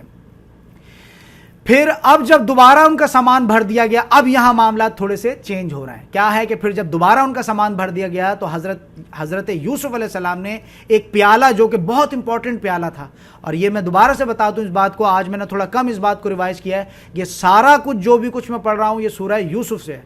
تو کیا ہوا، پھر جب دوبارہ ان کا سامان بھر دیا گیا تو حضرت یوسف علیہ السلام نے ایک پیالہ جو کہ سونے کا پیالہ تھا، بادشاہ کا پیالہ تھا، شراب پینے والا، بہت زیادہ جو ہے قیمتی پیالہ تھا، کوئی نگینے اس پہ جڑے ہوں گے، کوئی ہیرے موتی کچھ اس طرح کا ہوگا، وہ انہوں نے کیا کیا کہ جب وہ غلہ بھر کے سارا کچھ کر کے ان کو بھیجنے لگے، بنیامین بھی جانے لگے، یہ 11 بھائی چلے ہیں، پیچھے سے کیا کیا کہ یہ پیالہ جو تھا وہ ان کے بنیامین کے بورے میں اس پیالے کو ڈلوا دیا، یہ پیالہ ان کے بنیامین کے بورے میں جو ہے وہ ڈلوا دیا۔ اب یہ وہاں سے چلے تو چلنے کے بعد جو ہے پیچھے سے پھر حضرت یوسف علیہ السلام نے پیچھے سے جو ہے کچھ ایلچیوں کو بھیجا، انہوں نے پکارا پیچھے سے کہ اے قافلے والو، تم تو چور ہو، تم تو بہت بڑے چور ہو، کہاں جا رہے ہو، رکو۔ تو انہوں نے کہا کہ پھر یہ اس بنی اسرائیل نے، یہی جو 10 بیٹے 11 بیٹے جو تھے، انہوں نے کہا کہ تمہاری کیا چیز چوری ہو گئی ہے؟ انہوں نے کہا کہ ہمیں بادشاہ کا پیالہ جو ہے وہ نہیں مل رہا، جو کہ بہت قیمتی تھا۔ اب ان لوگوں نے یعنی بنی اسرائیل نے جو ہے کہا کہ اللہ کی قسم ہم آپ لوگوں کو، کہ اللہ کی قسم آپ جو ہے وہ بخوبی اس چیز کو جانتے ہیں کہ ہم زمین میں فساد مچانے نہیں آئے تھے، بلکہ ہم تو یہاں غلہ لینے آئے تھے، اور ہم جو ہے وہ ہرگز چور نہیں ہیں۔ انہوں نے کہا کہ اچھا اگر تمہارے پاس سے نکل آیا وہ پیالہ تو اس کی سزا کیا ہے یہ بتا دو۔ اب ذرا یہاں اس بات کو سمجھیے گا کہ یہ کنعانی لوگ تھے، ان کی شریعت اس دور کی کچھ اور تھی، اس میں سسٹم یہ تھا کہ جس کے پاس سے چوری کا سامان نکل آئے وہ چور جو ہے پھر جس کا وہ پیالہ ہے یا جس کا وہ سامان جس نے چوری کیا ہے، جس کا سامان چوری ہوا ہے، وہ اس کا غلام بن جائے گا۔ مثال کے طور پر میں ذرا مثال سے سمجھا دیتا ہوں، بات سمجھ میں نہیں آئی، مثال کے طور پر میرا پیالہ میرے چھوٹے بھائی نے چوری کیا ہے، اب اس میں ایسا ہوگا کہ جب تلاشی وغیرہ لی جائے اور میرے چھوٹے بھائی کا میرا جو پیالہ ہے چھوٹے بھائی کے پاس سے اگر نکل آیا، اب وہ چھوٹا بھائی میرا غلام بن کے رہے گا۔ یہی معاملات ہوئے کہ وہ بادشاہ کا جو ہے وہ پیالہ تھا، یہ ساری چیزیں۔ اب اس میں یہ چیز دیکھیے گا کہ یہ معاملات جو ہے کیوں ہو رہے ہیں، یعنی یہ جو معاملات ہو رہے ہیں کہ پیالہ رکھا گیا کیا گیا، اب اس میں یہاں پہ یہ بات سوال اٹھے گی کہ یہ تو ایک طرح سے دیکھا جائے، ظاہری اعتبار سے دیکھا جائے تو دھوکہ دہی ہے کہ جو ہے اس طرح کا ایک نبی جو ہے وہ اس طرح کا کام کر رہی ہے وہ چیز۔ ان چیزوں کو آگے چل کے میں بتاؤں گا کہ کذالک کدنا لیوسف، اللہ تعالیٰ اس چیزوں کو اپنی طرف منسوب کر کے کہہ رہے ہیں، یعنی یہ سارا کچھ جو ہو رہا ہے، یہ جو بورے میں جو پیالہ ڈالا ہے کیا ہے، اس میں حضرت یوسف علیہ السلام کا نہیں ہے، بلکہ یہ اللہ تعالیٰ کی تدبیر ہے، کدنا، کہ کذالک کدنا لیوسف، اس طرح سے ہم نے ایک چال جو ہے یوسف کے دماغ میں ڈالی اور یوسف نے ایک کام کیا۔ تو ان چیزوں کو جو ہے اللہ تعالیٰ اپنی طرف منسوب کر کے کہہ رہے ہیں کذالک کدنا لیوسف، کہ یہ جو بھی سارے معاملات ہوئے یہ سارے ہم نے جو ہے وہ یوسف کے حق میں ان ساری چیزوں کو کیا۔ تو اس میں بتا رہا تھا کہ ان کی شریعت میں، ان کے قانون میں یہ چیز ہوتی تھی کہ جس کے پاس سے بھی چوری کا سامان نکل آئے گا تو وہ کیا ہوگا کہ وہ بندہ اس کی غلامی میں آ جائے گا۔ اب جب بورا وغیرہ کھولا، پہلے تو انہوں نے سٹارٹ لیا بڑے بھائیوں سے، کسی کے بھی جو ہے اس سے وہ نہیں نکلی وہ جو پیالہ تھا، اب نکلا تو وہ بنیامین کے جو ہے وہ ان کے بورے میں سے نکلا، تو انہوں نے کہا دیکھا ہم کہہ رہے تھے تمہیں کہ تم چور ہو۔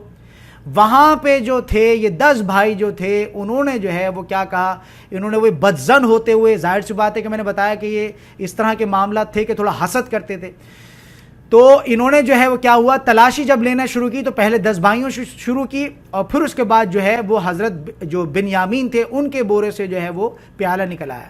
ان کے لیے ممکن نہ تھا، اب یہ بات سمجھیے گا، ذرا اس بات کو سمجھیے گا، وہ دور جو تھا وہ دین الملوک، دین الملک جس کو کہتے ہیں وہ دور تھا، بادشاہوں کا دور تھا، وہاں پہ ایک سسٹم تھا۔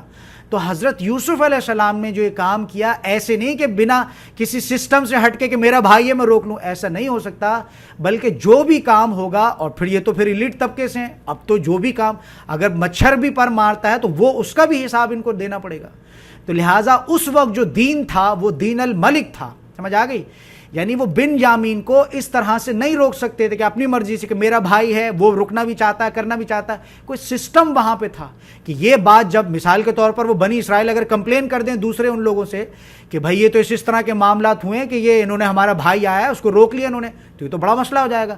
تو یہ ساری چال چل کے انہوں نے جو ہے وہ یہاں کی سسٹم کو بھی فالو کیا ہے اور وہاں کے سسٹم کو بھی فالو کیا ہے، یہ ہے وہ چیز۔ اب اس میں دیکھیے گا جو چیز آ رہی ہے دین الملک، میں نے نام لیا، ایک تو ہے دین اللہ، اللہ کا دین، ایک ہے دین الملک، ٹھیک ہے۔ اسی طرح سے ہم جس دور میں جی رہے ہیں وہ دین الجمہوریہ ہے، وہ ہمارے جو معاملات ہیں وہ قرآن اور سنت سے جو ہے وہ منسلک نہیں ہے۔ اگر قرآن اور سنت سے ہے تو پھر یہ سود پہ قرضے کیوں لیے جاتے ہیں؟ آج دیکھیں گے پوری دنیا میں جو ہے جتنے بھی ہیں، انڈیا، پاکستان وغیرہ، بنگلہ، جتنے بھی ممالک ہیں، سب میں یہ کام چل رہا ہے کہ جو ہے سود پہ قرضہ لیا جاتا ہے۔ IMF ہے اور FATF ہے اور تمام جتنے بھی ادارے ہیں، ساری کی ساری معیشت ہماری جتنی بھی ہے وہ FATF جو ہے، اگر تمہیں IMF سے کوئی قرضہ بھی تمہیں چاہیے تو پہلے FATF آ کے چیک کرے گی، وہ تمہیں کہے گی فلاں چیز پہ اتنا بڑھاؤ، فلاں چیز پہ اتنا جو ہے قرضہ بڑھاؤ، اس پہ جو ہے اتنا پرسنٹیج بڑھاؤ، اس پہ ایسے بڑھاؤ، اس پہ ایسے بڑھاؤ، جب جا کے تم بڑھاؤ گے کرو گے سارا کچھ، پھر FATF ایک رپورٹ تیار کر کے IMF کو دے گی، پھر اس کے بعد تمہیں وہ قرضہ دیں گے۔ اور جو تم کماؤ گے ڈیلی بیسس پہ 6 ارب 8 ارب 10 ارب، وہ ڈیلی کا تمہارا جو ہے اس میں جائے گا قرضے، اس میں قرضے کی قسط میں جائے گا۔ یہ سمجھ لیجئے گا ذرا اس بات کو، پاکستان کے آج معاملات یہ ہیں کہ 8-10 ارب روپے، 6 سے 8 ارب روپے جو ہے وہ ڈیلی کا جو اس کا وہ بنتا ہے۔ اور میں پہلے بھی یہ چیز بتا چکا ہوں کہ 36% جو ہمارا بجٹ ہے وہ 36% ہمارا جو اس سال کا بجٹ ہے 2021 کا، یہ 36% جو بجٹ ہے ہمارا وہ صرف سود کے قرضوں میں گیا ہے۔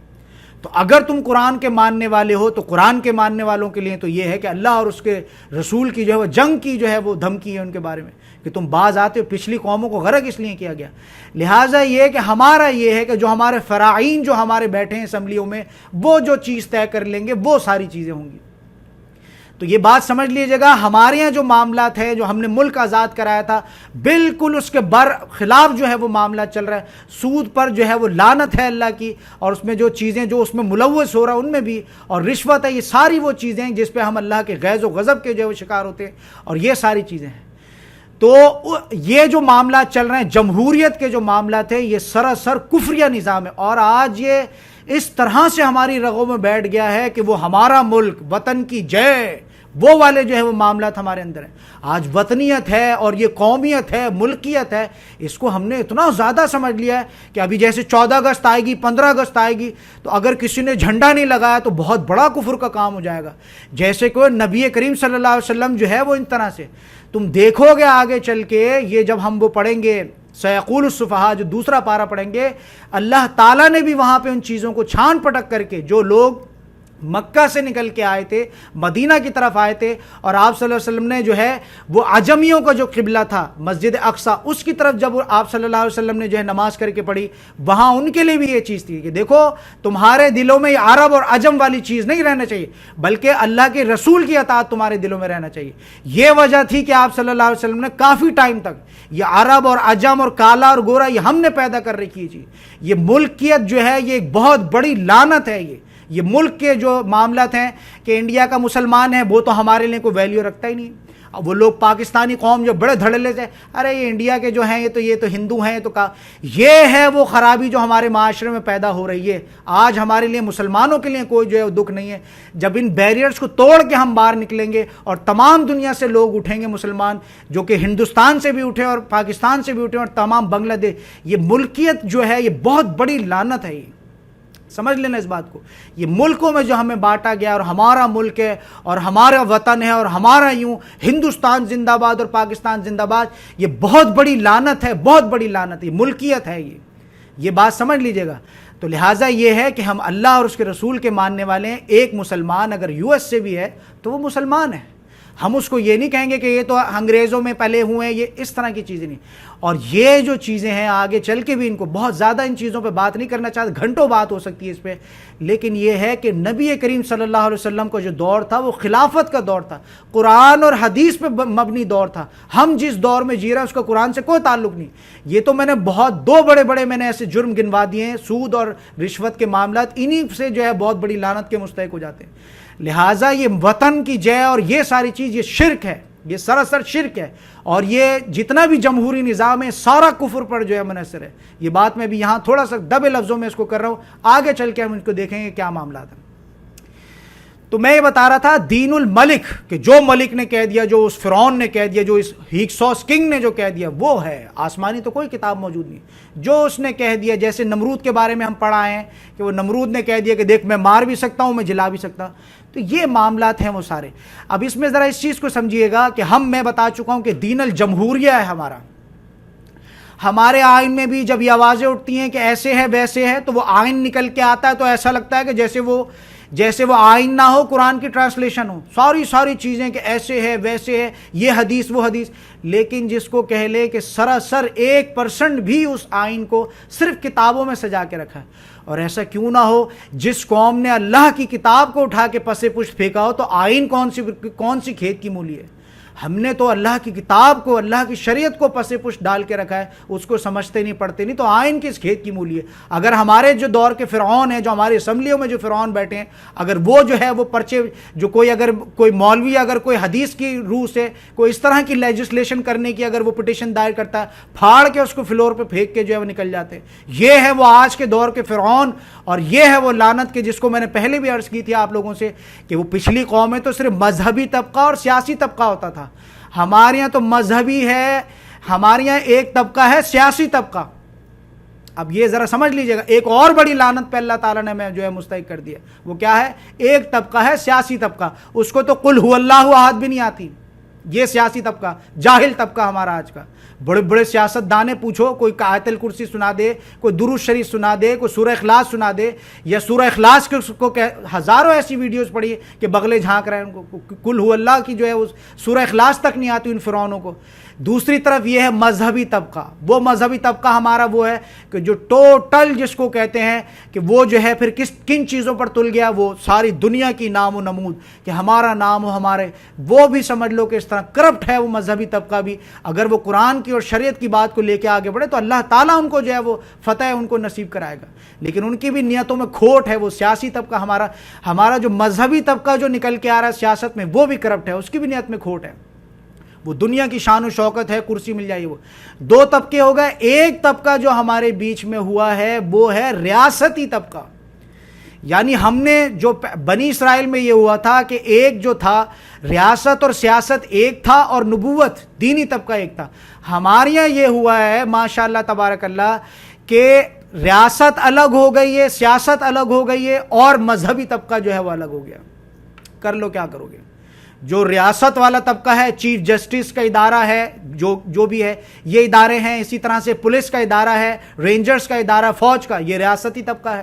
اسی طرح سے فرائین جیسے بتا چکا ہوں، جو لیجسلیشن ان کے دل میں آتی ہے، دماغ میں آتی ہے کرتے ہیں. قرآن اور حدیث پر تو ان کی لیجسلیشن نہیں ہوتی. جو دل میں آتا ہے فلاں نے یہ کہہ دیا، اس میں ہندو بھی ہیں، وہ کمار نامی ایک بندہ میں دیکھتا تھا وہ بھی ہے. تو مسلمانوں کے ملک میں لیجسلیشن میں جو ہے وہ کس طرح سے تم جو ہے اس طرح کے غیر مسلموں کو تم ڈالو گے. اب وہ دلیل بنتی ہے نہیں وہ نبی کریم صلی اللہ علیہ وسلم نے بھی تو کیا تھا فتح مکہ پہ. جاہل قسم کے لوگ جو ہے ان چیزوں کو دلیل بناتے ہیں. نبی کریم صلی اللہ علیہ وسلم نے جو سیکنڈری طبقات جو تھے ان کو یہ تھوڑی کہا تھا کہ تم ہمارے برابر کے ہو. وہ تو جزیہ دیتے تھے، وہ جزیہ دیتے تھے. یہ قوم جو ہے صدقہ دیتی تھی، خیرات دیتی تھی. بالکل ایسا تو نہیں کہا کہ تم آ جاؤ جی ہمارے کعبے کو تم صاف کرو. یہ ساری چیزیں ہیں کہ ہمارے اندر جو تفرقہ جو ہمارے اندر ہونا چاہیے وہ مسلمان اور غیر مسلم والا تفرقہ ہونا چاہیے. لیکن یہ سیاسی طور پر ہمارے اندر ہمارے خون میں اس چیز کو پلا دیا گیا، ڈال دیا گیا کہ ہمارا ملک ہے جی پاکستان. اب وہ پاکستانی جو ہے وہ ہندوستانی کو پتنی کو نجس سمجھے گا اور ہندوستانی جو ہے وہ پاکستانی کو نجس سمجھے. یہ بہت بڑی سیاست ہے، بہت بڑی سیاست ہے. اس کو سمجھنا پڑے گا. ایک اللہ اور ایک اس کے رسول کی طرف ہمیں جو ہے ان چیزوں کو کرنا پڑے گا. اب میں یہ بتا رہا تھا کہ یہ ساری چیزیں ہوئیں. اب ان بنی اسرائیل نے جو ہے بدظن ہوتے ہوئے کہا، جب یہ پیالہ نکل آیا اور سارے معاملات ہوئے تو اس میں وہ بنی اسرائیل نے کہا اگر اس نے یہ کام کر لیا، بنیامین نے یہ کام کر دیا، چوری کر لی، کون سا کو بڑا کام کیا، اس کا تو بھائی بھی ایسی تھا. اب یہ کس کے سامنے کہہ رہا ہے؟ حضرت یوسف علیہ السلام کے ساتھ کہ یہ کنویں میں ڈال کے آئے. ابا جان کو یہ کہا تھا کہ بھیڑیے نے کھایا اور یہ ساری چیزیں. اب یہ کہہ رہے ہیں تو اگر اس نے کوئی اس طرح کا کام کیا. اچھا یہ جو بات اس نے کہی ہے، یہ جو بنی اسرائیل نے 10 بیٹے انہوں نے اس بات پہ یہ بات کیوں کہی ہے؟ کیونکہ بچپن میں ایک دفعہ ایسا ہوا تھا کہ ان کی خالہ جو ہے ان کی پرورش کرتی تھی تو ان کی خالہ کو ان سے بہت زیادہ محبت تھی حضرت یوسف علیہ السلام سے. تو وہ یہ ہے کہ وہ حضرت یعقوب علیہ السلام کو بھی بہت زیادہ محبت تھی، لیکن خالہ جو ہے وہ راحیل جو ان کی والدہ تھیں حضرت یوسف علیہ السلام کی، تو وہ جو ہے یہ چاہتی تھیں کہ جو دوسری مائیں ہیں، ظاہر سی بات ہے 11 بچے ہیں دوسرے، تو وہ جو ہے یوسف علیہ السلام کے ساتھ اس طرح کا برتاؤ نہیں کر پاتے تھے. اس میں پھر وہ یہ چاہتی تھی، وہ خالہ یہ دیکھتی تھی کہ یہ بچہ بہت خوبصورت ہے، بہت ذہین ہے، ایسی باتیں کرتا ہے جو عموماً بچے نہیں کرتے. وہ خالہ جو ہے بہت زیادہ ان کو محبت حضرت یوسف سے ہو گئی تھی. تو وہ جو ہے یہ چاہتی تھی کہ میں یوسف کی تربیت کروں. جیسے کہ میں بتا چکا ہوں کہ ان کے قبیلے کا رواج تھا کہ چوری کا سامان جس کے پاس سے نکل آئے وہ اس کی غلامی کرے گا. اب یہ ہوا کہ وہ تھوڑے ٹائم کے لیے تو وہ لے آئیں خالہ جو تھی ان کی، کہ انہوں نے کہا کہ مجھے دے دیں یوسف، یہ وہ اس طرح سے رکھتی رہیں. لیکن پھر یہ کہ بالآخر ان کو ابا جان کے پاس تو جانا ہے. تو یہ حضرت یوسف علیہ السلام نے اور ان کی خالہ نے جو ہے مل کے ایک اسکیم بنائی کہ ہم ایسا کرتے ہیں، تمہارے دادا کا جو ہے وہ کمر بند ہے تمہارے دادا کا، حضرت اسحاق کا جو ہمیں وراثت میں ملا ہے، کمر بند تھا جیسے بیلٹ جس کو کہتے ہیں. تو میں ایسا کرتی ہوں کہ تمہاری کمر پہ میں اس بند کو میں باندھ دیتی ہوں اور تمہیں لے جا کے میں وہاں چھوڑ دیتی ہوں. پیچھے سے آ کے میں یہ کہوں گی کہ میرا کمر بند جو ہے وہ چوری ہو گیا. جب تلاشی ہوگی سارا کچھ ہوگا تو اس میں سے کہ وہ تمہارے پاس نکل آئے گا. اب جب یہ تمہارے پاس سے نکل آئے گا تو میں تمہیں جو ہے وہ لے جاؤں گی اپنا غلام بنا کے. تو یہ اس طرح کے معاملات یہاں پر جو انہوں نے یہ جو قول ان کا جو نقل کیا جا رہا ہے کہ اب ان بنی اسرائیل نے یہ کہا کہ اگر اس نے بھی یہ کام کیا بنیامین نے تو یوسف نے بھی ایسی کام کیا تھا. کون سا کام؟ کہ کمر بند چرایا تھا معاذ اللہ. حالانکہ یہ تو ایک طرح کی یہ بھی اللہ تعالیٰ کی طرف سے ایک چیزیں تھیں کہ وہ پرورش کا سامان پہلے یہاں 10 بھائیوں میں رات یہاں رہتے تو ہو سکتا ہے شاید قتل ہی کر دیتے. تھوڑا ٹائم جو ہے ان کا خالہ کے یہاں سے بھی گزرا، پھر یہ ہے کہ یہ ایک دفعہ ایسا ہوا کہ گم وغیرہ ہو گئے تو اس میں یہ ہے کہ پھر وہ وہاں والد کے پاس ہو گئے. یہ بات جو انہوں نے کہی ہے اور بڑے دھڑلے سے ڈھٹائی کے ساتھ حضرت یوسف علیہ السلام کے منہ پہ انہوں نے بات کہی ہے، تو حضرت یوسف علیہ السلام نے جو ہے اپنے جی میں اس بات کو چھپایا رکھا. یعنی یہ نہیں کہ لڑنے لگے، بحث کرنے لگے، بس یہ بات سنی اور خون کا گھونٹ پی کے جو ہے وہ چپ ہو گئے، کوئی ایکشن نہیں لیا. حضرت یوسف علیہ السلام نے جو ہے لیکن یہ بات ضرور کہی. حضرت یوسف علیہ السلام نے کہا کہ تم ہی بدترین لوگ ہو اور جو کچھ تم بیان کر رہے ہو اللہ اس کی حقیقت سے خوب واقف ہے.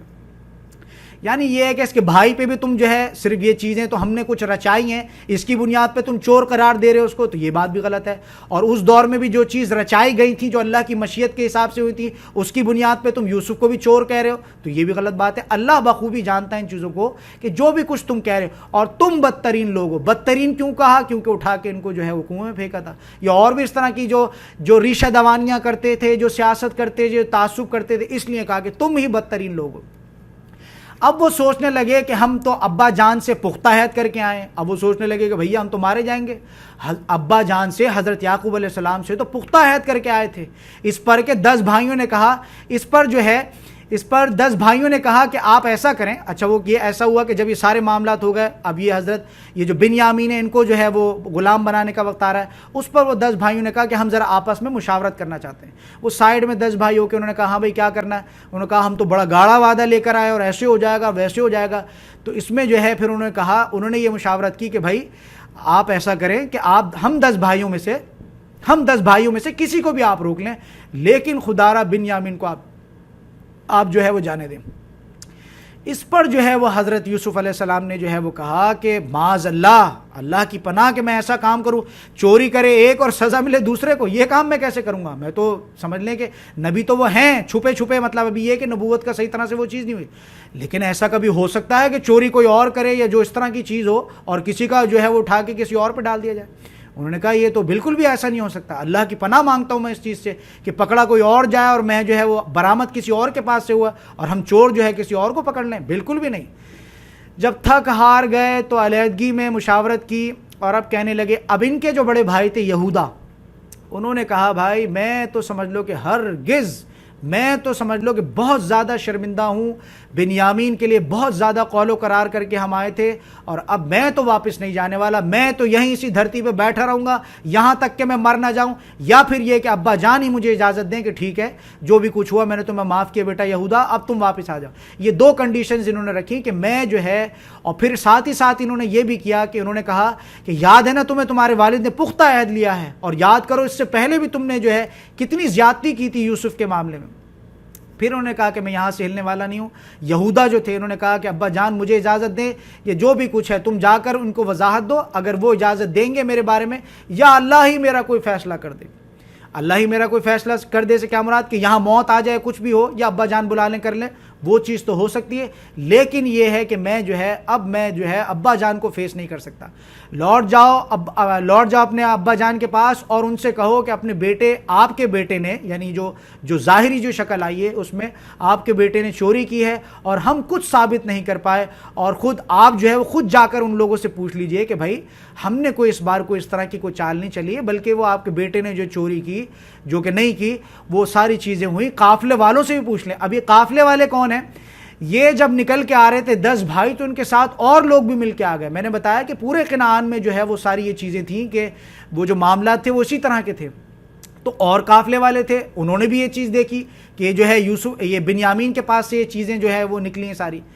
تو اس پر جو ہے پھر حضرت یعقوب علیہ السلام جو ہے اس میں لوٹ جاؤ اپنے ابا جان کے پاس، انہوں نے کہا کہ آپ کے بیٹے نے جو ہے چوری کی ہے، ہم کچھ ثابت نہیں کر پائے، آپ خود جا کر جو ہے پوچھ لیجئے بستی والوں سے، یہ جو ماجرا جہاں ہوا، یا پھر ان قافلوں والوں سے بھی پوچھ لیجئے جو ہم ساتھ لے کے گئے تھے۔ حضرت یعقوب علیہ السلام نے کہا کہ نہیں، ضرور تم نے کچھ معاملات ایسے کیے ہوں گے۔ اب یہ جب پہنچے واپس 10 بیٹے جب یہ واپس پہنچے، انہوں نے معاملات سنائے، ایسے ایسے یہ معاملات ہیں، تو انہوں نے کہا کہ ضرور تم نے کچھ اس طرح کی کوئی تمہاری اس میں بھی مجھے کوئی چال لگ رہی ہے کہ ٹھیک۔ خیر وہ بہت زیادہ روئے پیٹے کیا، پھر انہوں نے وہ الفاظ کہا صبر جمیل، کیا کر سکتے ہیں۔ اب یہاں ذرا دیکھیے حضرت یعقوب علیہ السلام کا صبر دیکھیے۔ پہلے تو ایک بیٹے گئے تھے حضرت یوسف علیہ السلام، یک نہ شد 2 شد بلکہ 100 شد، پہلے ایک بیٹے گئے حضرت یوسف علیہ السلام، پھر اس کے بعد جو ہے بنیامین بھی چلے گئے، وہ بھی غلام بنا لیے گئے، تیسرے بیٹے جو ہے 10 میں سے 3 بیٹے جو ہے اسی طرح سے ہنستے کھیلتے بالکل جو ہے وہ، جس کی کوئی توقع نہیں تھی حضرت جو ہے وہ ان کو حضرت یعقوب کو کہ یہ معاملات ہو جائیں گے۔ حضرت یعقوب علیہ السلام نے جو ہے وہ فرمایا کہ اور فرمایا کہ مجھے پوری امید ہے کہ اللہ ان سب کو میرے پاس لے آئے گا۔ اب یہ واللہ عالم کہ یہ 3 بیٹے چلے گئے ہیں، لیکن کس بنیاد پہ وہ بات یہ کہہ رہے ہیں کہ مجھے پوری امید ہے کہ اللہ تعالیٰ میرے پاس لے آئے گا ان سب کو؟ اللہ تعالیٰ نے کوئی وحی کی ہوگی، جیسے کہ میں پہلے بھی بتا چکا ہوں کہ نبی بھی ہیں۔ حضرت یعقوب علیہ السلام نے جو ہے پوری توقع، حضرت یعقوب علیہ السلام کو پوری توقع تھی کہ حضرت یوسف علیہ السلام کی وفات نہیں ہوئی ہے بلکہ وہ زندہ ہیں اور مل بھی جائیں گے۔ وہ میں بتا چکا ہوں کہ جیسے نبی کا کوئی خیال ہے، جو چیز ہے وہ اس طرح کی چیز ہوتی ہے، عام انسانوں والا نہیں ہے۔ اور یہ گفتگو کرنے کے ساتھ ہی حضرت یعقوب علیہ السلام نے اپنا منہ جو ہے وہ پھیر لیا اور بڑی زور سے جو ہے وہ، یہ قرآن کے الفاظ ہے، بڑی زور سے جو ہے وہ آواز لگائی، ہائے یوسف کر کے انہوں نے آواز لگائی، اور انہوں نے جو ہے وہ کیا کیا، اپنی آنکھوں کو جو ہے زور سے انہوں نے رگڑ کے جو ہے وہ انہوں نے جیسی ان کو کیا ہے تو وہ آنکھیں جو ہیں ان کی زائل ہو گئیں۔ یعنی آنکھوں کے جو اندر کا جو ریٹینا ہوتا ہے وہ بالکل جو ہے، بالکل آنکھیں ان کی صدمے سے اور رو رو کے ان کی آنکھیں جو ہے ایک دم سفید ہو گئی، ان کی آنکھیں بالکل آنکھیں ان کی سفید ہو گئیں۔ اور اب یہ بیٹے جو تھے انہوں نے دیکھا، انہوں نے کہا کہ ابا جان خدا کی قسم آپ تو یاد ہی کرتے رہیں گے یوسف کو۔ یعنی کتنے سال گزر گئے ہیں، 10 سال ان کے جیل کے، پھر وہ چھوٹے سے بڑے تقریباً 30-40 سال کا عرصہ ہو گیا، آپ بھلا ہی نہیں پا رہے ہیں یوسف کو، آپ تو یوسف کو یاد ہی کرتے رہیں گے، یہاں تک کہ آپ گھل جائیں گے اس صدمے سے، یا آپ ہلاک ہونے والوں میں سے ہو جائیں گے۔ اب یہ باپ کے لیے الفاظ استعمال کر رہے ہیں کہ آپ ہلاک ہونے والوں میں سے جو ہے وہ آپ ہو جائیں گے۔ اور یہ کہ حضرت یعقوب علیہ السلام نے بڑی پیاری اس میں دعا آ رہی ہے کہ قال انما اشکو بثی وحزنی الی اللہ۔ تو حضرت یعقوب علیہ السلام نے کہا کہ میں تو اپنا غم جو ہے وہ تو میں تو اللہ سے جو ہے اپنا غم کر رہا ہوں، میں نے تم پہ تو کوئی لان تان نہیں کی، میں نے تمہیں تو کوئی ڈانٹ ڈپٹ نہیں کی، میں تو اپنا غم جو ہے اللہ کے ساتھ میں اپنا غم شیئر کر رہا ہوں۔ کون سا غم؟ جو رو رہے ہیں، جو آنکھوں کو مسل رہے ہیں، کر رہے ہیں، سمجھ آ رہی ہے؟ تو اپنا رنج و غم جو ہے اپنے رب کے ساتھ ظاہر کر رہا ہوں، میں تو تم سے کچھ جو ہے اس بارے میں تم پہ سے کوئی لان تان نہیں کر رہا۔ تو آیت میں بتا چکا ہوں، آیت نمبر 86 میں قال انما اشکو بثی، کہ حضرت یعقوب علیہ السلام نے فرمایا کہ میں تو اپنی پریشانیوں اور رنج کی فریاد اللہ ہی سے کر رہا ہوں، ٹھیک ہے، مجھے اللہ ہی کی طرف سے وہ باتیں معلوم ہیں جو تم نہیں جانتے۔ سمجھ آ گئی؟ تو یہ چیزیں کس طرف اس کا جو ہے وہ جو ہے، اب اس کو دیکھیے گا، اسی طرح کے جو الفاظ ہیں اشکو والے الفاظ کہ جس میں شکایت، شکوہ والے، شکوہ آپ لوگ اردو میں کہتے ہیں شکوہ، ہم لوگ کہتے ہیں شکوہ۔ اب یہ جو معاملات ہیں کس طرح سے جو ہے محمد رسول اللہ کے دور میں بھی ہوئے، جب طائف میں جو ان کے ساتھ معاملات ہوئے تو انہوں نے بھی ایک دعا کی ہے، آپ صلی اللہ علیہ وسلم نے، اللہم الیک اشکو ضعف قوتی۔ میں اس کا ترجمہ پڑھتا ہوں تو اس میں یہ ہے کہ اے اللہ تیری جناب میں، یعنی یہ جو طائف میں جو معاملات ہوئے محمد رسول اللہ کے ساتھ کہ یہاں سے نکل کے گئے ہیں، مکہ میں جو ہے سمجھ لو کہ وہ ان کے جو ہے وارنٹس نکل گئے ہیں، قتل کرنے کی سازشیں ہو رہی ہیں، سامان پھینکا جا رہا ہے، نکالا جا رہا ہے، اور یہاں سے جو ہے آپ صلی اللہ علیہ وسلم کو جو اشارہ ہوا ہے کہ وہ نکل کے طائف کی طرف جائیں، طائف کی طرف گئے ہیں اپنا کام لے کے کر کے، طائف والوں نے ایکسیپٹ نہیں کیا، پاگل بچوں کو پیچھے لگا دیا، وہ پتھر مار مار مار مار، جو حضرت زید رضی اللہ تعالیٰ جو منہ بھولے بیٹے تھے ان کے، یعنی یہ کہ منہ بھولو بیٹے کے بارے میں بھی انشاءاللہ بعد میں بات رکھوں گا، اس کا کوئی تعلق نہیں، یہ منہ بھولا بیٹا سراسر فتنہ ہے، منہ بھولا بیٹا، منہ بھولا بھائی، اسلام میں اس کا کوئی کانسیپٹ نہیں ہے، یہ اسلام سے پہلے تک یہ چیزیں تھی۔ میرے پاس ایک سوال بھی اس طرح کا آیا تھا جس میں نے جواباً میں نے یہ عرض کیا تھا کہ وقت سے پہلے مجھ سے اس طرح کے سوال نہ کریں، جس طرح سے چیزیں جو ہے وہ آتی جائیں گی لیکچر میں اسی طرح سے ان کو ایڈ کروں گا، لہٰذا یہ بات سمجھ لیجئے گا کہ کسی عورت نے منہ بھولا بھائی بنا لیا ہے، سراسر فتنہ ہے، سراسر فتنہ ہے۔ کسی نے منہ بھولا جو ہے بیٹا بنا لیا ہے، منہ بھولے بیٹے کی کوئی حقیقت نہیں ہے، اور اس کی دلیل جو ہے پھر وہ آگے چل کے ہمیں قرآن سے ہی وہ دلیل ملے گی کہ حضرت زید رضی اللہ تعالیٰ عنہ نے جو شادی کی حضرت زینب علیہ السلام سے، ان سے جو ہے وہ شادی ہوئی ہے، اور اس کے بعد جو ہے وہ ان کے جوڑ کے نہیں تھے زید، کیونکہ وہ زید تھے، غلام تھے، آپ صلی اللہ علیہ وسلم نے ان کو بیٹا بنا لیا، ٹھیک ہے جی، تو وہ غلامی کا ان پہ ٹھپا لگا ہوا تھا۔ یہ جو تھیں حضرت زینب بہت بڑے کسی ایلیٹ طبقے کی خاتون تھیں، تو ان سے جو ہے پہلے وہ زبردستی جو ہے آپ صلی اللہ علیہ وسلم نے، یعنی زبردستی سے مراد یہ کنونس کر کے اس طرح سے ان کا نکاح کر دیا، لیکن پھر آگے چل کے ان کی آپس میں بنی نہیں، جو سوچ کا معاملہ ہے، جو بھی کچھ معاملہ تھا وہ اس طرح سے ہوا۔ اب وہ زید جو تھے، حضرت زید رضی اللہ تعالیٰ نے جو تھے، جو منہ بھولے بیٹے تھے آپ صلی اللہ علیہ وسلم کے، اب یہ منہ بھولے جو میں الفاظ استعمال کر رہا ہوں یہ اس سے پہلے کے، لیکن بعد میں ذرا جو پوری بات اگر سنیں گے تو بات سمجھ میں آئے گی، تو اس میں یہ بات ہوئی کہ اللہ تعالیٰ نے جب یہ زینب علیہ السلام کو جب طلاق ہوئی ان کی زید رضی اللہ تعالیٰ عنہ سے، سمجھ آ رہی نہیں، تو اس میں پھر اس طرح کے معاملات ہوئے کہ اللہ تعالیٰ نے منہ بولے بیٹے کے اس معاملے کو کٹ آف کرنے کے لیے حجت کے طور پہ حضرت زینب علیہ السلام سے آپ صلی اللہ علیہ وسلم کی شادی کروائی. کیا وجہ تھی اس کی؟